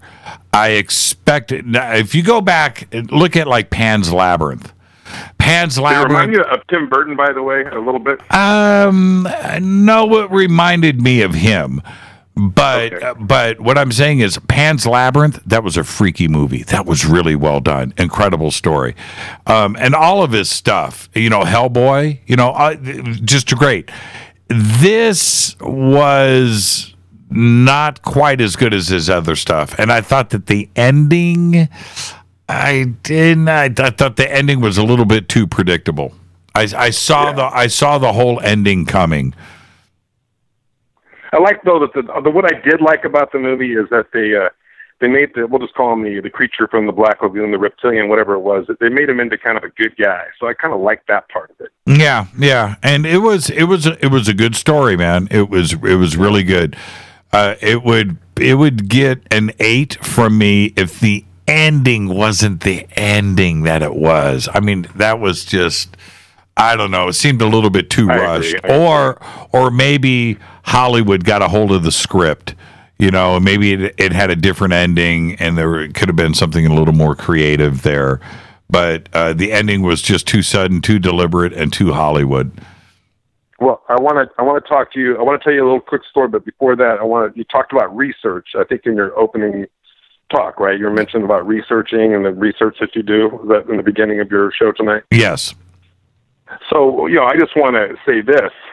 I've been following you for a little over 3 years now, and I appreciate the research you do, and I learn a lot from listening to you, because I'm going to guess that you probably have 10 times more access than most of us out here, because of all the people that you get to talk to. But so what I try to do, just so you know, is I look for stories or stuff that I'm hoping maybe you haven't found yet, because you can't possibly research everything, and even if you go 12 hours a day, right? I mean, I'm sure there's still things you want to know. You just haven't had the time to figure it out yet. Okay, give it your best shot, Eric. Okay. I know where you're going with this.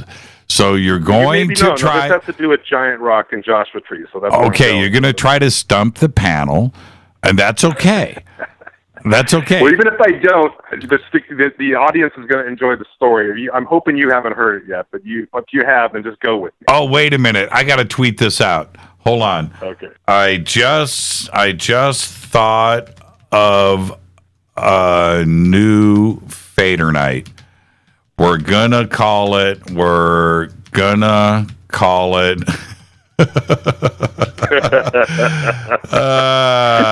give it to me right now. Stump the panel. There you go. There you go. I like that. Okay. All right. Stump the panel. Okay. So. Okay. Oh, and before I tell you this real quickly, I don't know if you caught this last week. Between now and Soul Tech, I'll put it out there. Anybody who, if I'm going to listen, whoever's got the best Stump the Panel story or a true experiencer story between now and Soul Tech, I will sponsor a free pass. So I just want to throw that out there. To Soul Tech. Yep, that's a $335 value for the weekend. You got to get there. You got to camp. You got to buy your own food. But if you need a ticket, it's got to be a good story though. And I know they're out there. I want to hear them. I want people to call in on Thursdays with some stories. Okay, so a story or the Stump the Panel. So Exactly. It's got to be good. Just some good content, something good. It's gotta Okay. be, just as long as it's interesting. Okay, so now you're going to whip out a giant rock story right now. Now, Right. is this a historical giant rock research It is story? historical. We're going to go back to the 50s, which I'm going to guess you've been there, but maybe not as thoroughly as I have the last one. Okay, so, but if I know the story as you start to tell it and I'm able to finish it, you lose Stump the Panel then, right? Okay, that's cool. Yeah, I'm down with that. Okay, all right. Down with that. So let me just go back quickly to the 90s. You probably know this. This isn't the Stump the Panel story, but Dr. Greer, when they were first doing their CE5 protocols, that one of the places they would come out to was Joshua Tree. Right. So I thought that was interesting. So what I'm going to do, I'm kind of I've seen the UFOs. I believe in the UFOs. I'm ready for CE5. I'm going to learn these protocols, and I want to have contact. But besides that, I'm going to tell the story. But I'm just saying I'm ready for contact. Man, I want to actually see it. You don't need to go through CE5 protocols. You need to go through the church protocols. Okay, well, let's do that at Contact in the Desert. You know what the church protocols are? No, I do not. Oh, you don't know the secret church protocols. Okay, well, it's a guaranteed. Okay, so let's go. Giant rock, Stump the Panel. Here we go. Giant rock. Okay. So most of you probably know that they started doing the UFO conferences with Van Tassel back in the early 50s, and then when he died in 78, then it kind of slowed down. But they were getting 20,000 people out there at that rock during their conferences, which is pretty impressive when you consider how hot it's just a rock. So anyway, I got introduced to this guy named Bob Short. Have you heard of Bob Short? Mm-hmm. Okay. So I met him through Tom Dongo. I actually got to go to his house and got to listen to a lot of his stories, and then I bought about 10 of his DVDs that are not even on YouTube, which was kind of cool because I got to listen to some stuff from back in the 80s, the early 80s. Anyway, so he told this story one time, and before I tell you the story, I heard the story, I thought, that's pretty fantastical. I says, before I even tell the story, I need to vet it a little bit. So I said to Bob Short, I says, Bob, do you have any pictures of you back in the 50s when you were at the Giant Rock, so I can at least know, no offense, that you were there? So he did provide me with a picture. So I do have a picture of him when he was under the rock back in the 50s telling his stories. And this is the story that he told me, which you may have heard, but I'm going to guess most faders haven't heard the story. So it was in I was right after 53, because I think that's when Van Tassel had his first actual UFO landing encounter, was somewhere in the 52, 53, right there at the Giant Rock. So they had that space landing, they called it a space landing, the plane landing strip that they had out there, which I saw yesterday, by the way. It's pretty interesting. So one day they're out there. This was, I'm going to guess it might have been mid-50s, around 56, 57, maybe even 58. I haven't found the exact date on this yet. I'm still researching. But Van Tassel was out there. Bob Short was out there. His wife, Shirley, Van Tassel's wife, and some of the other family members. It was just like a family gathering. It wasn't actually a conference that was happening. And you probably know this, but it's been reported that spacecraft were landing out there pretty regularly in the desert near Giant Rock back in the day. I'm sure. Are you aware of that? Yes. Okay. So one time, this particular occasion, a craft came in and landed on the runway out there, and the spacecraft, the door opens up, and Bob had a Jeep. So they're all hanging out. I don't know. I can't remember if this was the nighttime or what it was, but anyway, they're all hanging out. And Bob jumps in his Jeep. He sees the craft out there on the landway, and he starts driving out towards it, because these were his space brothers. I mean, he was having telepathic communication with these beings. That's why he was out there. And Bob Short actually was also claiming to have telepathic communication with these space brothers also. So Van Tassel drives out there in his Jeep. The spacecraft door is open, kind of laying flat on the ground, and Van Tassel apparently drives right into the spacecraft.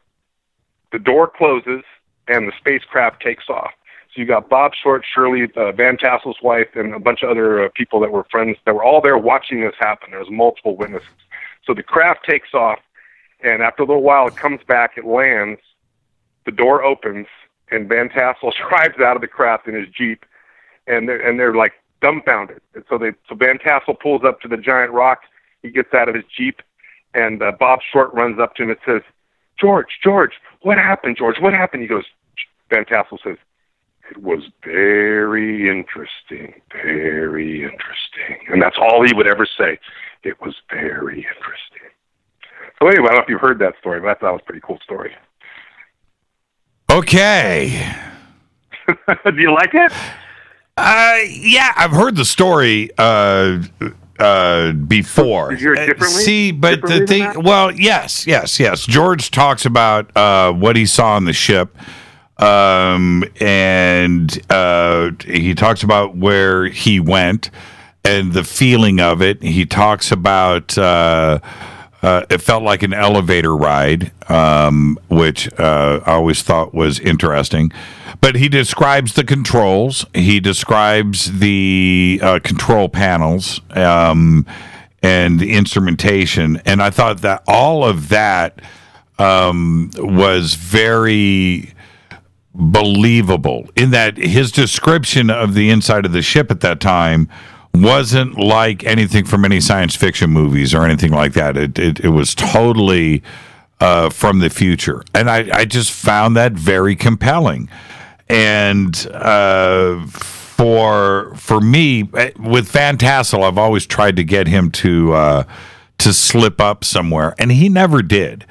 But it was his description of the inside of the craft that I thought was, the best evidence, because it wasn't from anything that anybody else had seen, And when you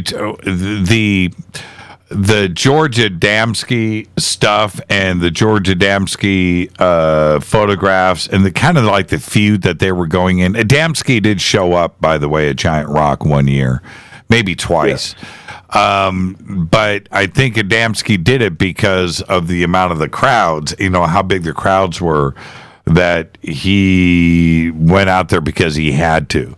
I don't think he didn't go out there because the two Georges were suddenly friends. Okay, right. But now the parts about it for me that separated Van Tassel from Adamski was the detailed descriptions of his interaction and what he saw. So that's my take. Now I'll stump the panel with you. What kind of pie did Van Tassel's wife bake?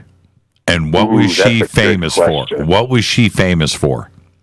Jesus, you know what? I've read that story, and they never mentioned the type of pie. Oh yeah, wait. Howard Hughes would fly out to Giant Rock for that pie. Yes.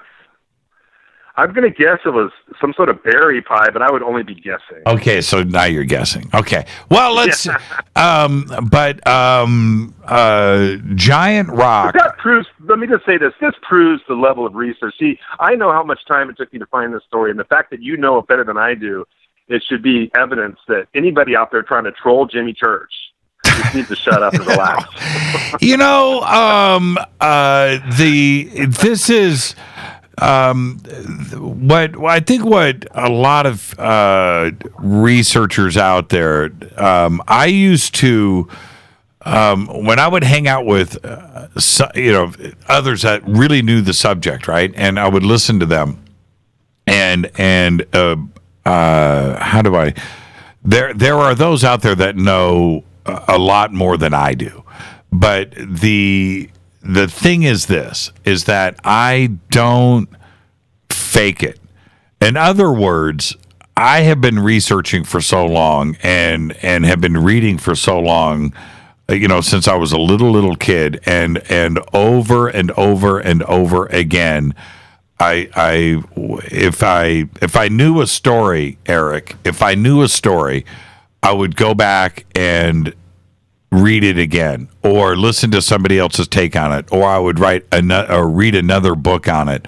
I never stopped, and so it is so ingrained in me, and I could go pretty much into any version of any story and be able to hang in a conversation, and I don't care who the researcher is, and I do that because it's fun.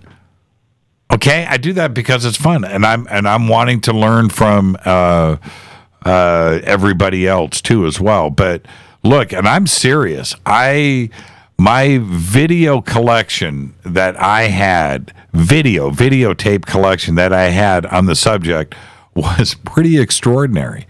And I could go in and pop them in and go. My books, I mean, oh my God, it just had so many books, and that's just what I did. I constantly read. When the internet came out, and I'm serious about this too, when the internet came out and I started to research there, most of it I had already done, right? You know what I mean? And so yeah, I didn't realize this. See, I'm learning right now. I didn't know you knew as much as you did prior to becoming a paranormal talk show guy. But this is I think this is what's most important. The reason why I mentioned this at the beginning of the show, I think it's important for everybody to just put everything into context a little bit. We need to go and put things into a solid view, because when I hear from somebody, we know as much about UFOs today as we did in 1970. That's a crazy thought. That's a crazy statement. We knew the same things that we did in 1980 and go back and watch In Search Of, or go back and watch the documentaries that were out back then, and there's plenty of them, and go and watch those, and they're innocent. It's really funny. It's just it's a really innocent way of looking at the world back then, compared to what we know now and what we understand now, and we understand an awful lot, and so we are able to compare the UFO phenomenon with parallel worlds and with quantum theory and with the expansion of the universe and with the amount of planets that we know and exoplanets and the population of and how different theories that we had back then are completely juvenile compared to where we are today. We understand and know so much today. And I know that one of the things that the UFO hypothesis and the original versions of that and interstellar space travel at traveling at the speed of light simply did not occur. It just doesn't work that way. And when you go and you look at Lazar's drawings of the sport model or his description of the crafts, one of the things I always ask of anybody that has been on, I want to know, did you see a bedroom? Did you see a bed? Did you see a bed? I mean, because if you have a seat and a couple of controls, you're telling me that you spent 10,000 years at the speed of light crossing the universe and you didn't have a dining room table? Right? I'm just saying. Right? Do you understand? That is innocent. Real quickly, I almost shut up. There is a pattern I've noticed, and I'm sure you've noticed. If you go back to the 50s to now, and for me personally, the pattern is so obvious that anybody who does research, if they're not convinced after studying the patterns of 70 years, then they haven't done their research. No, they haven't. And now, so today, talking, well, they had a mothership, and this is the scout ship that came off okay, let's go to the mothership. How did the mothership get here? It didn't travel at the speed of light. Now, if it did, then, and you go back to like the Rama version of the story from Arthur C. Clarke, where these ships are cities that are literally going in one direction forever. Right? Forever. Tens of thousands of years, populated by robots.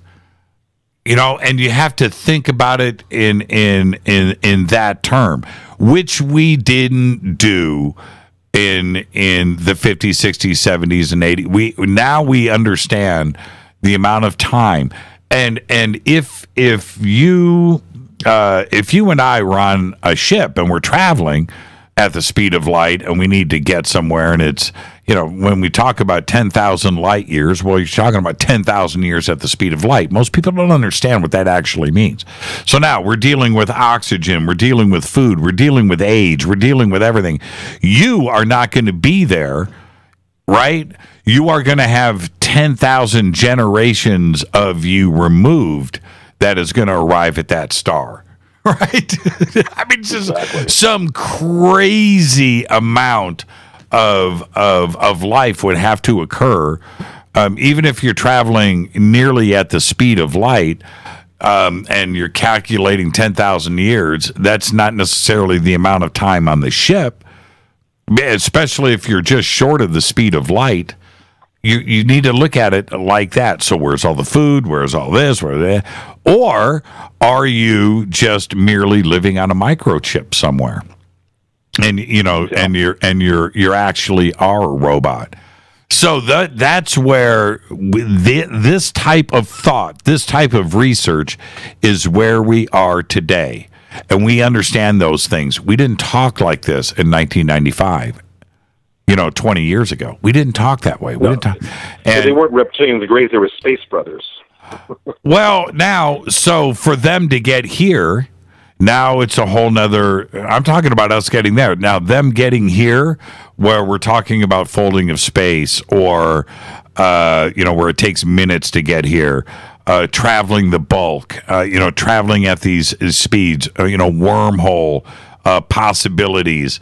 These were not discussed in 1970, and we couldn't. So that's why I'm saying that today our research and our knowledge is way beyond where we were back then.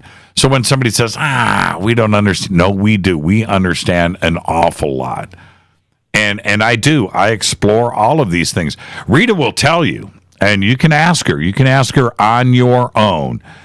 She'll tell you that I am constantly looking at physicists, astrophysicists, theoretical physicists, quantum theory, and different scientific views of the universe, of time, of our origins, of the expansion, of all of these ideas have to be studied for me to look at all of these other bigger questions that we have with UFOs and ET contact, because it all is part of it.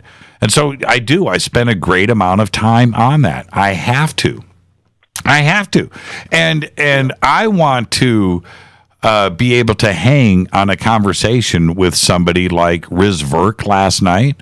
Okay, so here I am dealing with UFOs or Egypt or history or all of these other things. And then I bring on Riz Verk, who graduated from MIT and Stanford and who understands computers, and I have to be able to hang in that conversation and ask the right questions and understand what he's talking about for you, not for me, right? If I didn't understand the subject, then last night's interview can't happen. Do you understand what I'm saying? You do a great job. You do a great job. I just love doing it. I love doing the research. No, and I could tell your passion. That's why I love you, man. You're the best. I'm not just saying that to blow smoke. You are the best. I appreciate what everybody else is trying to do, but anyway, I got a 30-second story because I only got a minute left. Actually, right? No. I have got 8 seconds. Okay. 8 seconds. Right. Next week. Are you doing FADERNIGHT next Thursday, or are you going to be gone that night? I don't even know what next week is, but I'll announce it on Monday. How's that? Okay. All right, brother. You're getting way too far ahead of me. Thank you so much, Eric. Be safe and be well. All right, brother. Bye. Another great FADERNIGHT right here, Eric, Awakening Man. Thank you to everybody that called in tonight. Twitter is absolutely fantastic. On stellar. I've been hanging with everybody, trying to get it all done. And now on Monday, like I said, we'll announce this, but Monday quite possibly could be our biggest show ever. Rita has put together a barn burner. Our executive producer is Rita Camarion. Show's produced by Hill J. Paul, Renee, Dennis, and Bob. Announcers are Steve Hart and Gene Vitola, Mark D. Kovar, Webmaster Drew the Geek, music Doug Aldrich, intro Spaceboy, spaceboymusic.com. Fade to Black is produced by KJ Sierra for the Game Changer Network, and syndication is KGRA The Planet.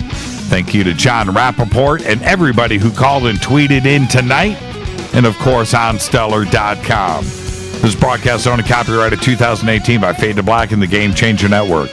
It cannot be rebroadcast, downloaded, copied, or used anywhere in the known universe without written permission from Fade to Black or the Game Changer Network. I'm your host, Jimmy Church. Until Monday, I want everybody to have the most amazing, safe, fun, and incredible weekend. But until then, go back Lee Tepe.